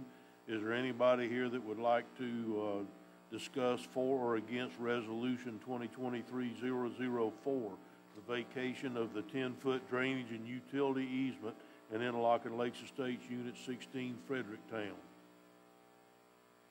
Seeing none, is there any discussion by the board, or I'll entertain a motion? Mr. Chairman, I move that we accept the resolution, Public Works recommendation to adopt the resolution authorizing the vacation of the 10-foot wide drainage and utility easement at 601 Jean Street, Interlochen, resolution number 2023-004 by title only. Have a motion and a second. Is there any further discussion? Hearing none, all in favor say aye. Aye. Opposed, ayes have it. The motion carries unanimously. Next is item 6, which is public comment on agended items. This portion of the agenda is designed to allow citizens an opportunity to bring to the attention of the board. It is not reasonable to expect the board will engage in debate or deliberation. Please limit to 3 minutes. Public comment cards are located in the back of the room. Please submit them to the deputy clerk who sits on my left, your right, over here at the podium, Ashton. Raise your hand, Ashton. Thank you.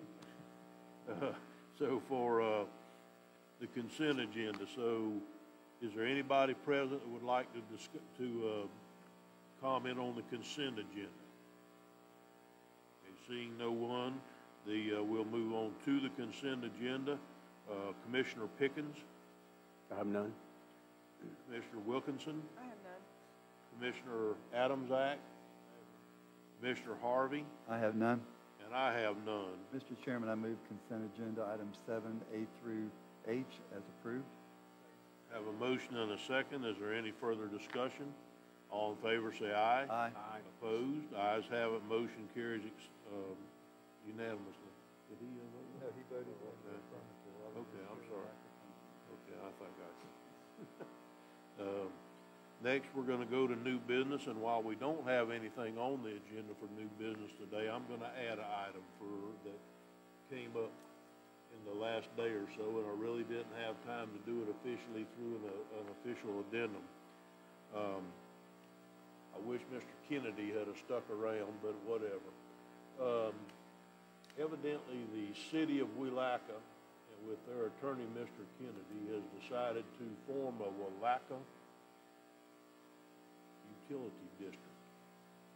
Now, what they do inside of Willaca, I don't really care. But they are trying to go several miles outside of Willaca into the unincorporated areas of Putnam County. I don't think this is in the best interest of Putnam County. This commissioner thinks they've been sneaky about the way they've done it. And I, as chair, would like the commission to let staff and our council oppose this in any legal manner that we can, to tell them that what they do inside Willaca is their business, but trying to impose or prevent Putnam County from ever having a presence in the utility business outside of the city limits of Willaca is not what I deem to be fair for the people of Putnam County. So, with that being said, Rich, would you like to add something at this point, or just answer questions, or how would you like to handle this? I'd like to have some clear consensus from the board if that's the direction you'd like staff and I to take, as well as, you know, as I'm thinking through some of this, there's been a request to have a meeting. It would help if a commissioner was kind of designated as a point of contact, just for staff and I to kind of communicate with. And obviously, we'll update full board during meetings, but just in between meetings. Well, I'll be happy to do it as chair, or Mr. Pickens can do it as the district commissioner in that area, whatever the board would do. One of us, I agree, needs to head that up, either chairman or the commissioner for the district. I prefer the chairman, the chairman to do Very it. much, sir, I appreciate that. Okay. Yes, sir, Commissioner Harvey. Thank you. I've heard about this kind of in passing, but I haven't really dove into the idea of it. I don't know enough to be intelligent about this. So, Rich, under Florida law, when someone wants to set up a utility district, do they have to go before the legislators to do that, to get approval? Do they have to go before the voters to get approval? Kind of like an MSBU, does it have to be a defined, I guess it is a defined area. I guess I just don't know enough to know what I don't know right now. I appreciate that and understand that. Honestly, I didn't know until I started looking into it either. Chapter 180 of Florida statutes, believe it or not, really isn't very long. It's only 7 pages or so. Defines how a local government can establish a utility district. And no, it doesn't actually have to go before a referendum or voters or the legislature unless there's bonding for the cost. That would have to go before the voters of that district. But just to set it up, no. Now, that being said, we talked to Chair Turner about, the resolution that the town passed on December 13th appears to have some deficiencies under the statute, and that was kind of the basis by which I think we can propose an objection to. So, like I said, there's also a meeting that I imagine they want to have, and we'll kind of see what their position is after that meeting and bring it back to the full board. So they might have been, and I can't speak for their actions, but it appears they might have had maybe some good intentions to provide some service, but it might just be a little bit fast in their position. They could also just stay within the town of Willaca and sell water and sewer if they want to outside of that. at, like anybody else could. Could they not do it that way also? That's my understanding, yes, sir. Okay. All right. Yeah, thank you, Mr.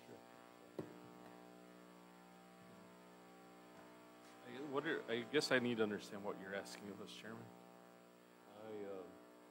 I want to be able to, for staff and us to meet with them and tell them that if it's not in the best interest of Putnam County and the citizens of Putnam County, but in the best interest of Willaca, then we can contest that decision that they move outside of their city limits with a utility district and possibly be able to charge us 25% premium on our own water and sewer if we was to ever decide to put it in anywhere down there, which is basically what they would be able to do.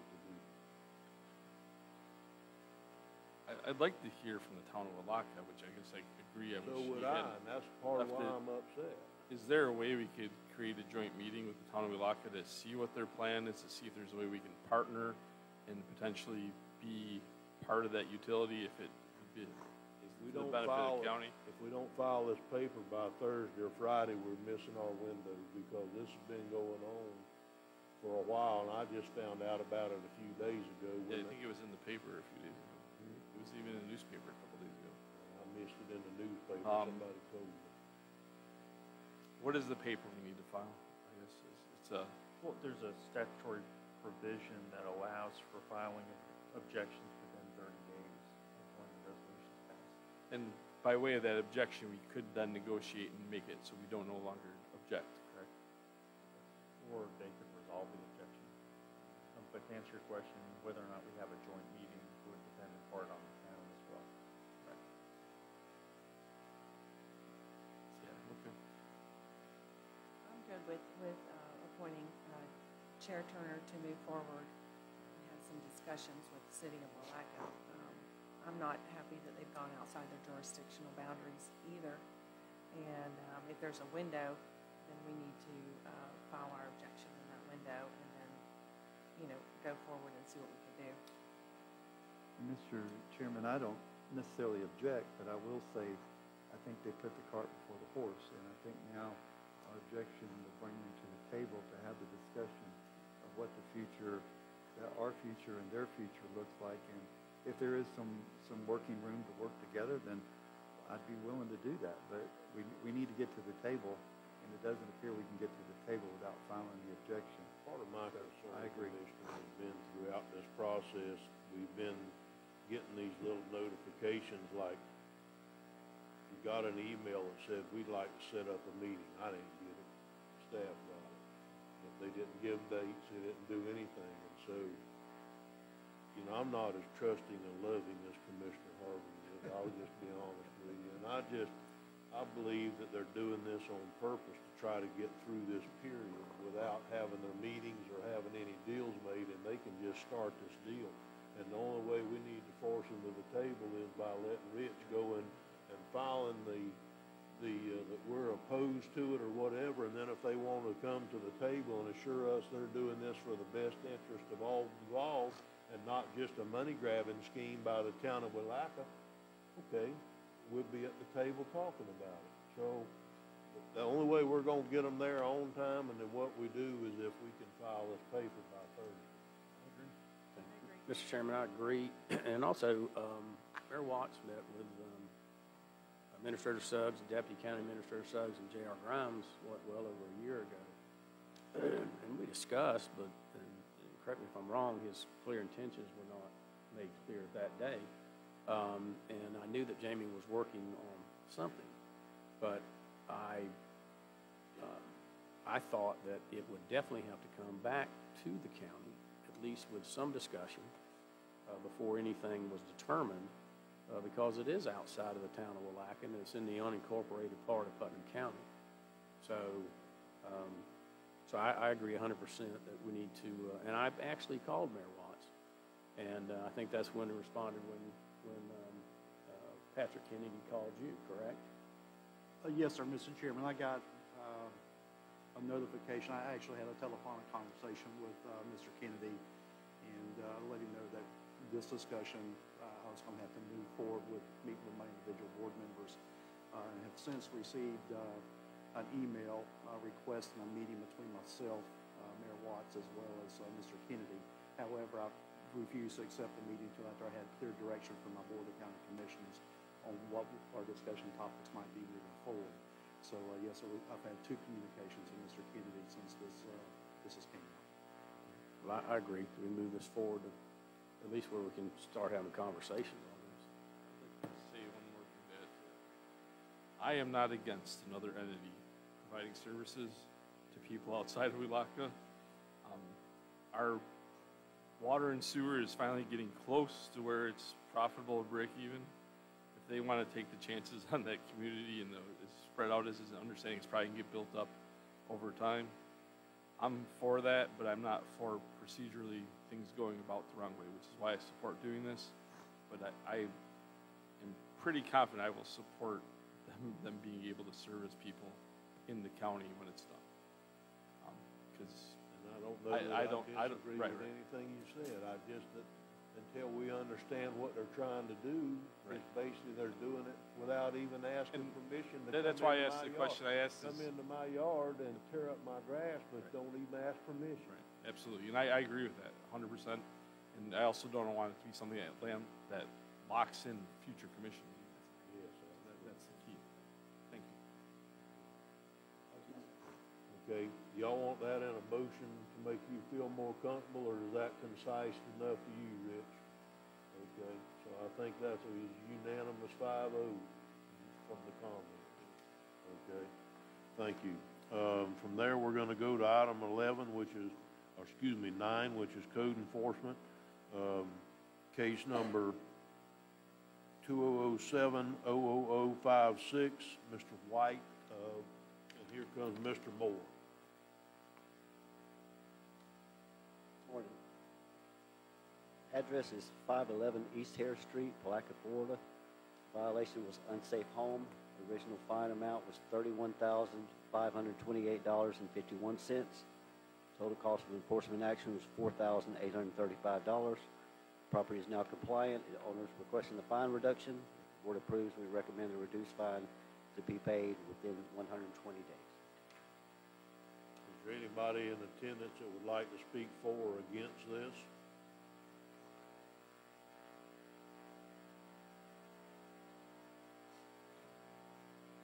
You, Mr. White, yes, sir, you're gonna have to come to the microphone and give me your name and address for the record, Mr. White. White, Miami, Florida. My address is 4320 Market 31st Avenue. The house that we tore down, it was tore down. It wasn't removed. I had to get it removed. I was just asking them for to lower the fine.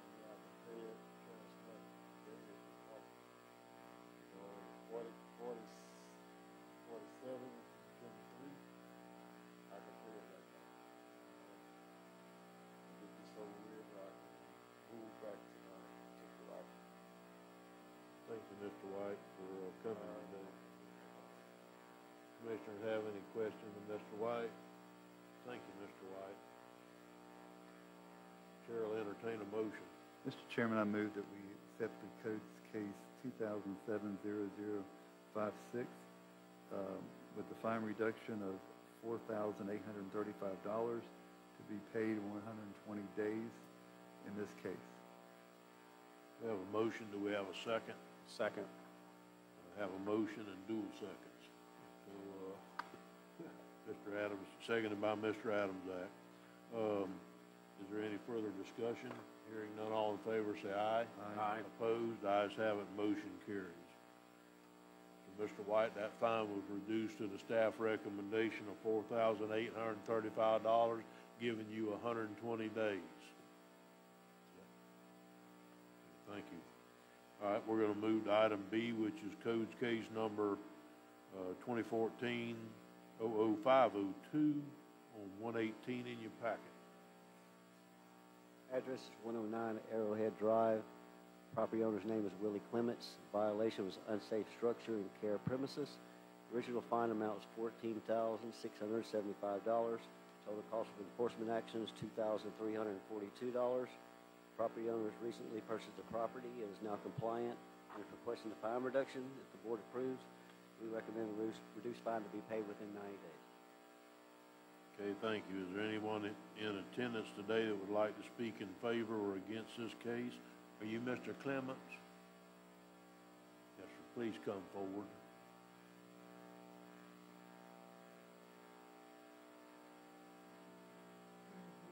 Clements, 572 County Road 315 North. I've been there for 50 years. And they got me started with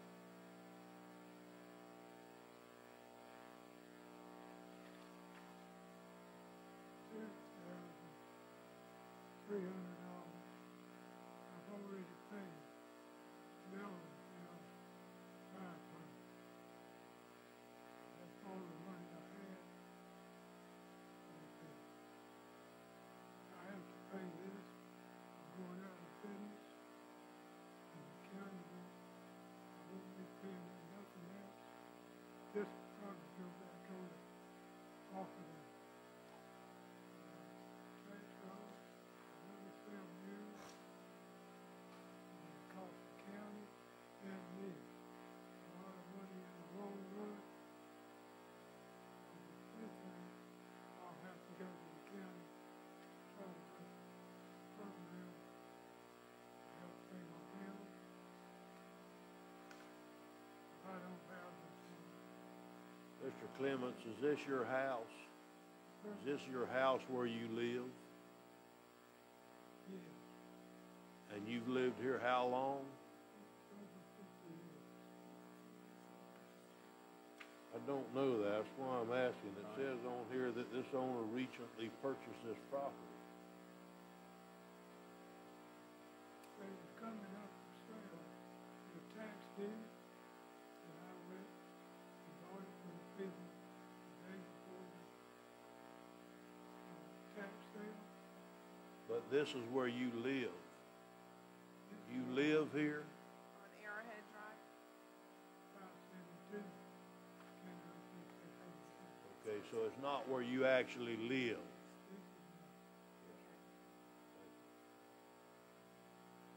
Anybody else have any questions of Mr. Clements? And you're saying that's what you paid for the property, sir? Bring the taxes up to date. Oh, okay. I can't even get into place. The lady lives there. It's on oxygen, and they got a bulldog in the yard. I've never been in it on swing of my trailer. I don't go in on the bulldog. Last time I did, the bulldog got each one of my legs, and it cost me the hospital. I got a bill of $2,500. Chairman, would this, Got the place sitting there, I can't do nothing with it.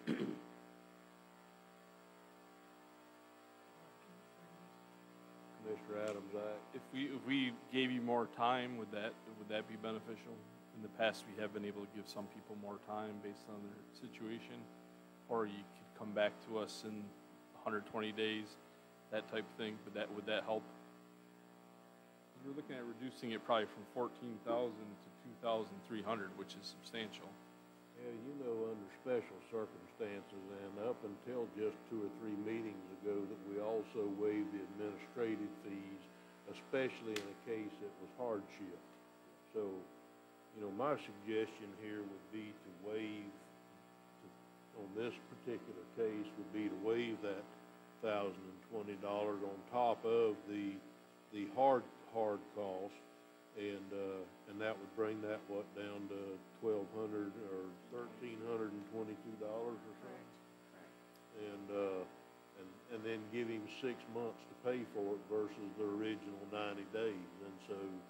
And if he needs more time, then come see us or let us know. Yes, sir. I'll make a motion and hopefully you can hear it. So I make a motion that we reduce this fee from $14,675 to $1,322, taking off the administrative monthly of $1020 on top of our normal process due to your personal situation, and that we give you 6 months to pay it. And if at that time you cannot, please return to the commission. We have a motion, do we have a second? Second. Okay. So we have a motion and a second. Are you with him? Will you be able, do you understand it well enough to be able to explain it to him, what we've done, that we further waived the administrative fee off of it? So the motion is $1,322, and he's got 6 months to come up with the money. And if he can't by then, come back and see us again, and we'll give him, I believe we would give him more time. So I hope that helps you, Mr. Clements. I hope that helps you. So we have a motion on the floor. Is there any further discussion? Hearing none, all in favor say aye. Aye. Opposed? Ayes have it, motion carries. Thank you for coming today, Mr. Clements. The next case is case number 17-285 on page 122 of your packet.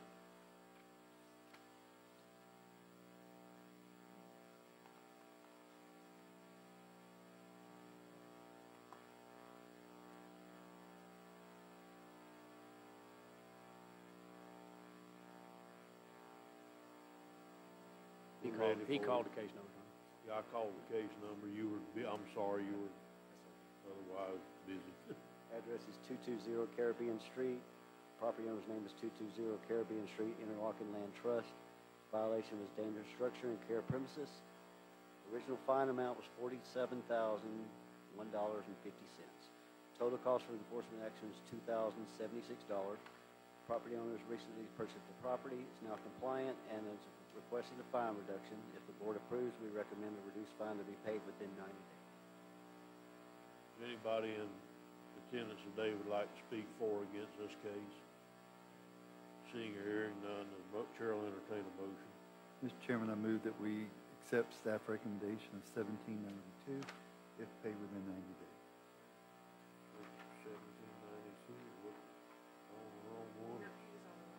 1792, 2076. Yep, you're exactly, I went one more page further. Mr. Chairman, I move that on case number 2017-00285 that we accept staff recommendation 2076 if paid within 90 days. Okay, we have a motion and a second. Any further discussion? Hearing none, all in favor say aye. Aye. Opposed? Ayes have it, motion carries.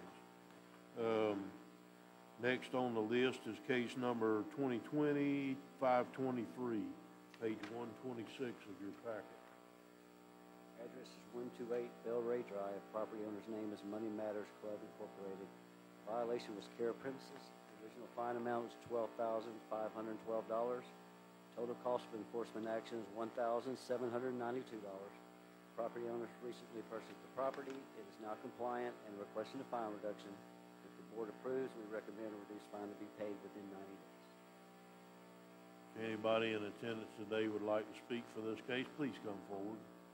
State your name and address for the record, please.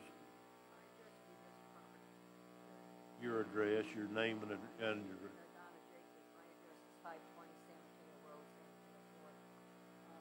I want to first of all thank the Code Enforcement Board for the reduction they've given on this. I'd like to ask possibly if I could get a payment reduction. I just recently purchased this property and it was a mess. I'm telling you, it's like the worst property I've ever seen.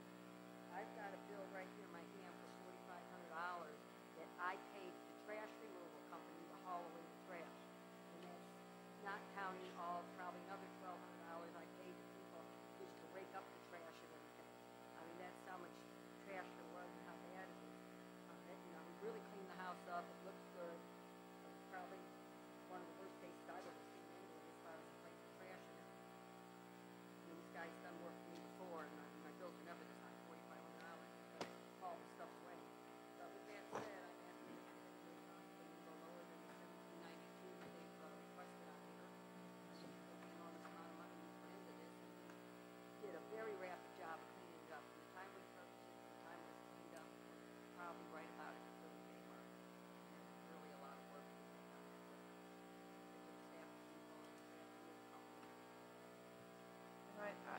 purchase this property for investment purposes?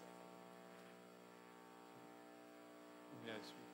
So we don't have to lower it at all. We've set a precedence because we want people like you to come into the county and do this type of work and do it throughout the county and basically bring these up to code. And that's why we're lowering it from 12,000 to 1,792 already. The prior case, it's a little bit different. The man obviously needs help. You're doing this for investment. I can't see lowering it further than $1,792 in this commissioner's opinion, but I'll defer to the others. I agree 100%. I mean, it would set a bad precedent. I mean, I think we're doing pretty good.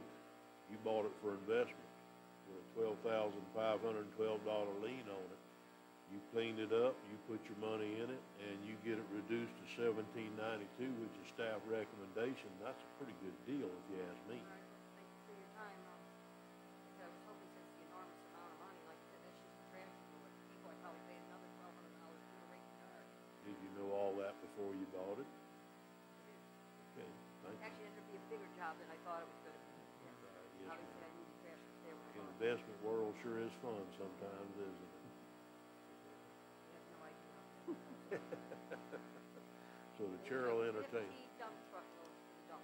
Mr. Chairman.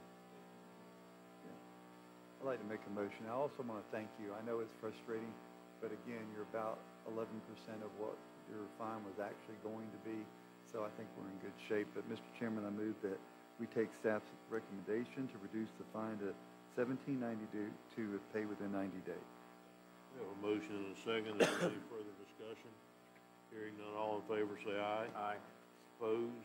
Ayes have it, motion carries unanimously. Thank you. Mr. Reynolds is not here today, so I don't have a clerk report comment. He didn't contact me. Did he let y'all know? Is he out of town or something? Or? Yes, sir, he notified me yesterday during the delegation meeting that he was not going to be present today.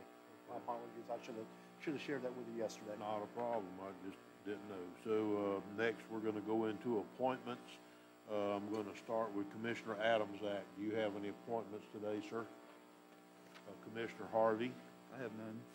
Commissioner Pickens? I have none. Commissioner Wilkinson?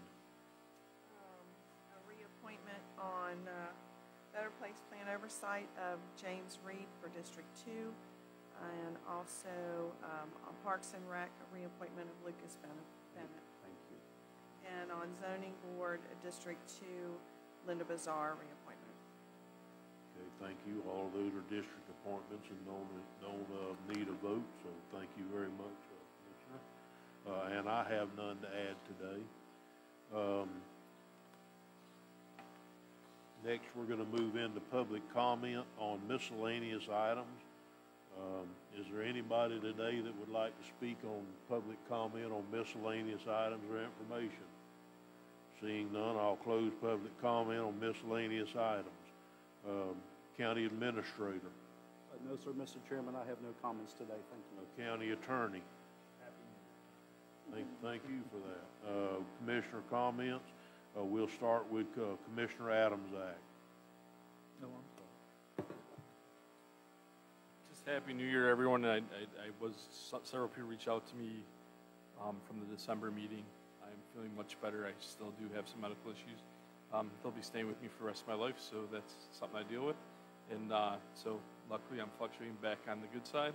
I'm feeling pretty fantastic today. So thank you for all the people that sent me well wishes. That's definitely good to hear, sir. Commissioner Harvey. Thank you, Mr. Chairman. I have a few items I'd like to discuss. The Rural Area of Economic Opportunity, the RAO, is the pronunciation of it, is looking for an appointment by this board. We don't have to do it right now, but it was Sam Russo that was on with the chamber staff, economic development. So they're looking for another appointment. That would be Mark Litton, who is actually our economic person at the Chamber of Commerce. We can put that on a future agenda if that's what you'd like for us to do. I'm fine with doing it today. Okay, then, Mr. Chairman, I move that we move Mark Linton to the RAO in place of Sam Runos. Okay, we have a motion and a second. Is there any further discussion? Hearing none, all in favor say aye. Aye. Ayes have it. Mr. Passed Chairman. unanimously. Yes, you, Mr. Chairman. On the Northeast Florida Regional Council, they're asked me to contact the chair, and the board members are looking for another commissioner to replace Commissioner Rawls, who was serving on that. So if there's anybody up here that would like to take that spot, it's a monthly meeting in Jacksonville, and it actually is every other month, frankly. So If you don't mind on that one, we'll wait until the next meeting and give everybody the opportunity to think. That's a pretty good commitment. it's a big commitment, yes, So, sir. yeah, so we'll, if the commissioners would think about that, we'll bring it up at the next Also meeting. like to congratulate Boyd Thompson with Bride Solutions. They won an award with the Regional Planning Council on the great service and provides Putnam County for Ride Solutions, and that happened last week in Jacksonville. On another note, there will be 3 MSBUs coming to you for proposed at the end of the month. We're working on Violet Lake resurfacing, putting a paved road there, Melrose Landing, and Main and Baden Powell. We're looking at 3 proposed MSBUs that will be coming. We're meeting actually tomorrow at Public Works to define everything, make sure all the ducks are in a row. I just didn't want to catch anybody off guard with that. And in my final comments, what I'd like to say is it has been a great holiday season. If you look around Putnam County, and I get so aggravated with people who basically stir the pot and say we're just the poorest county in the world. We're actually the most giving county, in my opinion. We have plenty of festivals. We have plenty of opportunity to serve. We have plenty of opportunity to help people. I know many, many people out there who open up their wallet for whatever they need, and the community does. And if you look in the back of my truck right now, there's a dryer that's going to a person that needs it to be able to keep their kids in their home. So this county is just wide open for opportunities to help. I met a gentleman, I will not disclose his name, but he says, Putnam County is a hard county to give money to. And I said, fella, I can make you broke. I can guarantee you I can take your money and use it for the proper uses in this county. And there's a lot of people out there that are in need. There's a lot of people who are wanting to be helped, not just because the help is available, but for investment in their life. And we all look back at our life one day, and each one of us up here had someone who invested in us. And we use our time and talents and our finances to help invest in others. And I'm proud to live in what I feel is the best county in Florida, Putnam County. So thank you, Mr. Chairman. Thank you, Commissioner Harvey. Commissioner Pickens. Thank you, Chairman Turner. First thing I've got is, can somebody tell me if the Drayton Island boat ramp is officially open? I understood in talking to Mike Nimitz, Mike Rodriguez, there were a few things that they needed to finish before it would be officially open, and I have not been notified whether it is officially open for use or not. It is open and operational, from my understanding. However, acceptance of the maintenance from DOT has not been finalized. So people can use that boat ramp. My understanding they can. It's my understanding that she is transporting right now. I'll follow up. I'm not talking about the ferry landing. I'm talking about the boat ramp, because I Oh, called. the boat ramp. Okay, I'm sorry. The boat ramp, because I called and asked, and Mike Rodriguez said it was not officially open, so I hated to tell citizens to go down there and hurt themselves, and then we'd have a lawsuit. So I just need to know if the damn thing's open or not. All the work has been completed. I would have to follow up on why. Can you please do that? Okay. All right, the second thing I've got is I have had a number of codes enforcement calls where people want me to look into care premises, people living in tents, people living in travel trailers on their property for extended period of times, operating businesses in a residential zoning, but they do not want to disclose their name. Okay, I understand that, so I want to know what my options are, is to tell them I can't do anything for them if they don't want to give me their name and address. I believe you can file a complaint on their behalf.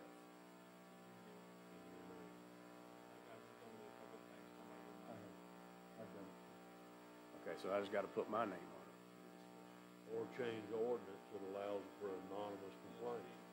Okay. It's a state law, correct? I think it's a good law because I don't think you should be able to file anonymously, but I have done the same thing for a certain person who I knew would receive retribution. I filed it in my name. Okay, so it's your name. What address do they use? Do they come to my house, or they come to my business, or they come here if you like. or they come to the county address? Okay. All right.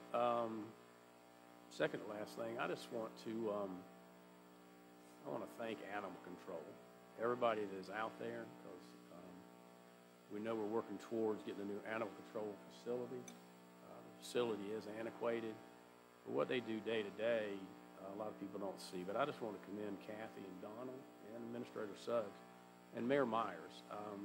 There's been some pack of dogs in Crescent City for the last couple of weeks, and they have expended a lot of time there setting out traps. I was in town yesterday morning at 7 o'clock, and Donald was in town in his vehicle, riding around looking to see if he could find these dogs. So I just want to thank them. Animal Control is a tough business. They've trapped dogs in Crescent City, and people let them out. And so some people don't think Animal Control is doing anything. They really work hard, and I just want to commend them for their extra efforts in Crescent City the last few weeks.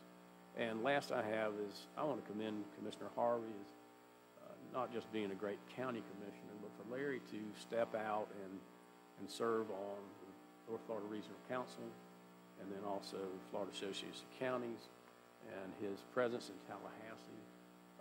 It means a lot, and he gets things done, and we need that. I'm not the person to do that. I serve on the AHAC committee and Parks and Recs, and I am now the chairman of the Ride Solutions. I didn't think I was going to be that, but I'm that now, and we have a meeting tomorrow. So those are the things that I'm involved with, but I just want to thank Larry for all his efforts promoting Putnam County at the level that he does. Thank you. We agree. Commissioner Wilkinson. Sure. My understanding is, in that, I guess I'd like to talk about this on a workshop maybe at some point, is I appreciate everything our animal control is doing, but I think they're also overwhelmed because they're participating in cities and towns where I believe they're required to have their own animal control or have some agreement for animal control services. Every entity in the state is, I believe, including us for our countywide. But at some point, it's building a new shelter isn't going to stop what we're seeing as far as the animals. It's going to be filled up in a week. We know that already. I mean, we've seen the numbers. At some point, we have to, and as much as I hate to say this, we have to put the towns and the cities in our county their feet to the fire a little bit to have them participate on some level with animal control, because they're not sharing the load, I guess is what I would say. So I think we need to discuss what that looks like, and I don't know how we go about doing that, but it's a conversation I had in passing with one of the commissioners in Interlochen, and just I think I came across flippant to her about it, but I mean, we really don't have to do that service there. They could do it themselves. So I think we need to talk about sharing the load. Maybe we do the service, but then they share some burden towards us as well for it. Or a resource of some kind. I realize you missed our last meeting, but we had decided at our last meeting that we're going to call workshops on an as-needed basis. Okay. We're not just going to have them to be having. Yeah, I watched it. Okay, so now we have new business. So if you would like that to be added to new business to be discussed in a meeting, sure, then we can certainly do that. Maybe will it wait until the second meeting in February? Absolutely. I mean, it's something we've never talked about, so it's... So basically, you're asking for a discussion for an update for interlocal agreements on animal services. Yes, sir. And there has been some confusion as far as what we have with Palatka from citizens in Palatka. Did y'all catch that one, guys?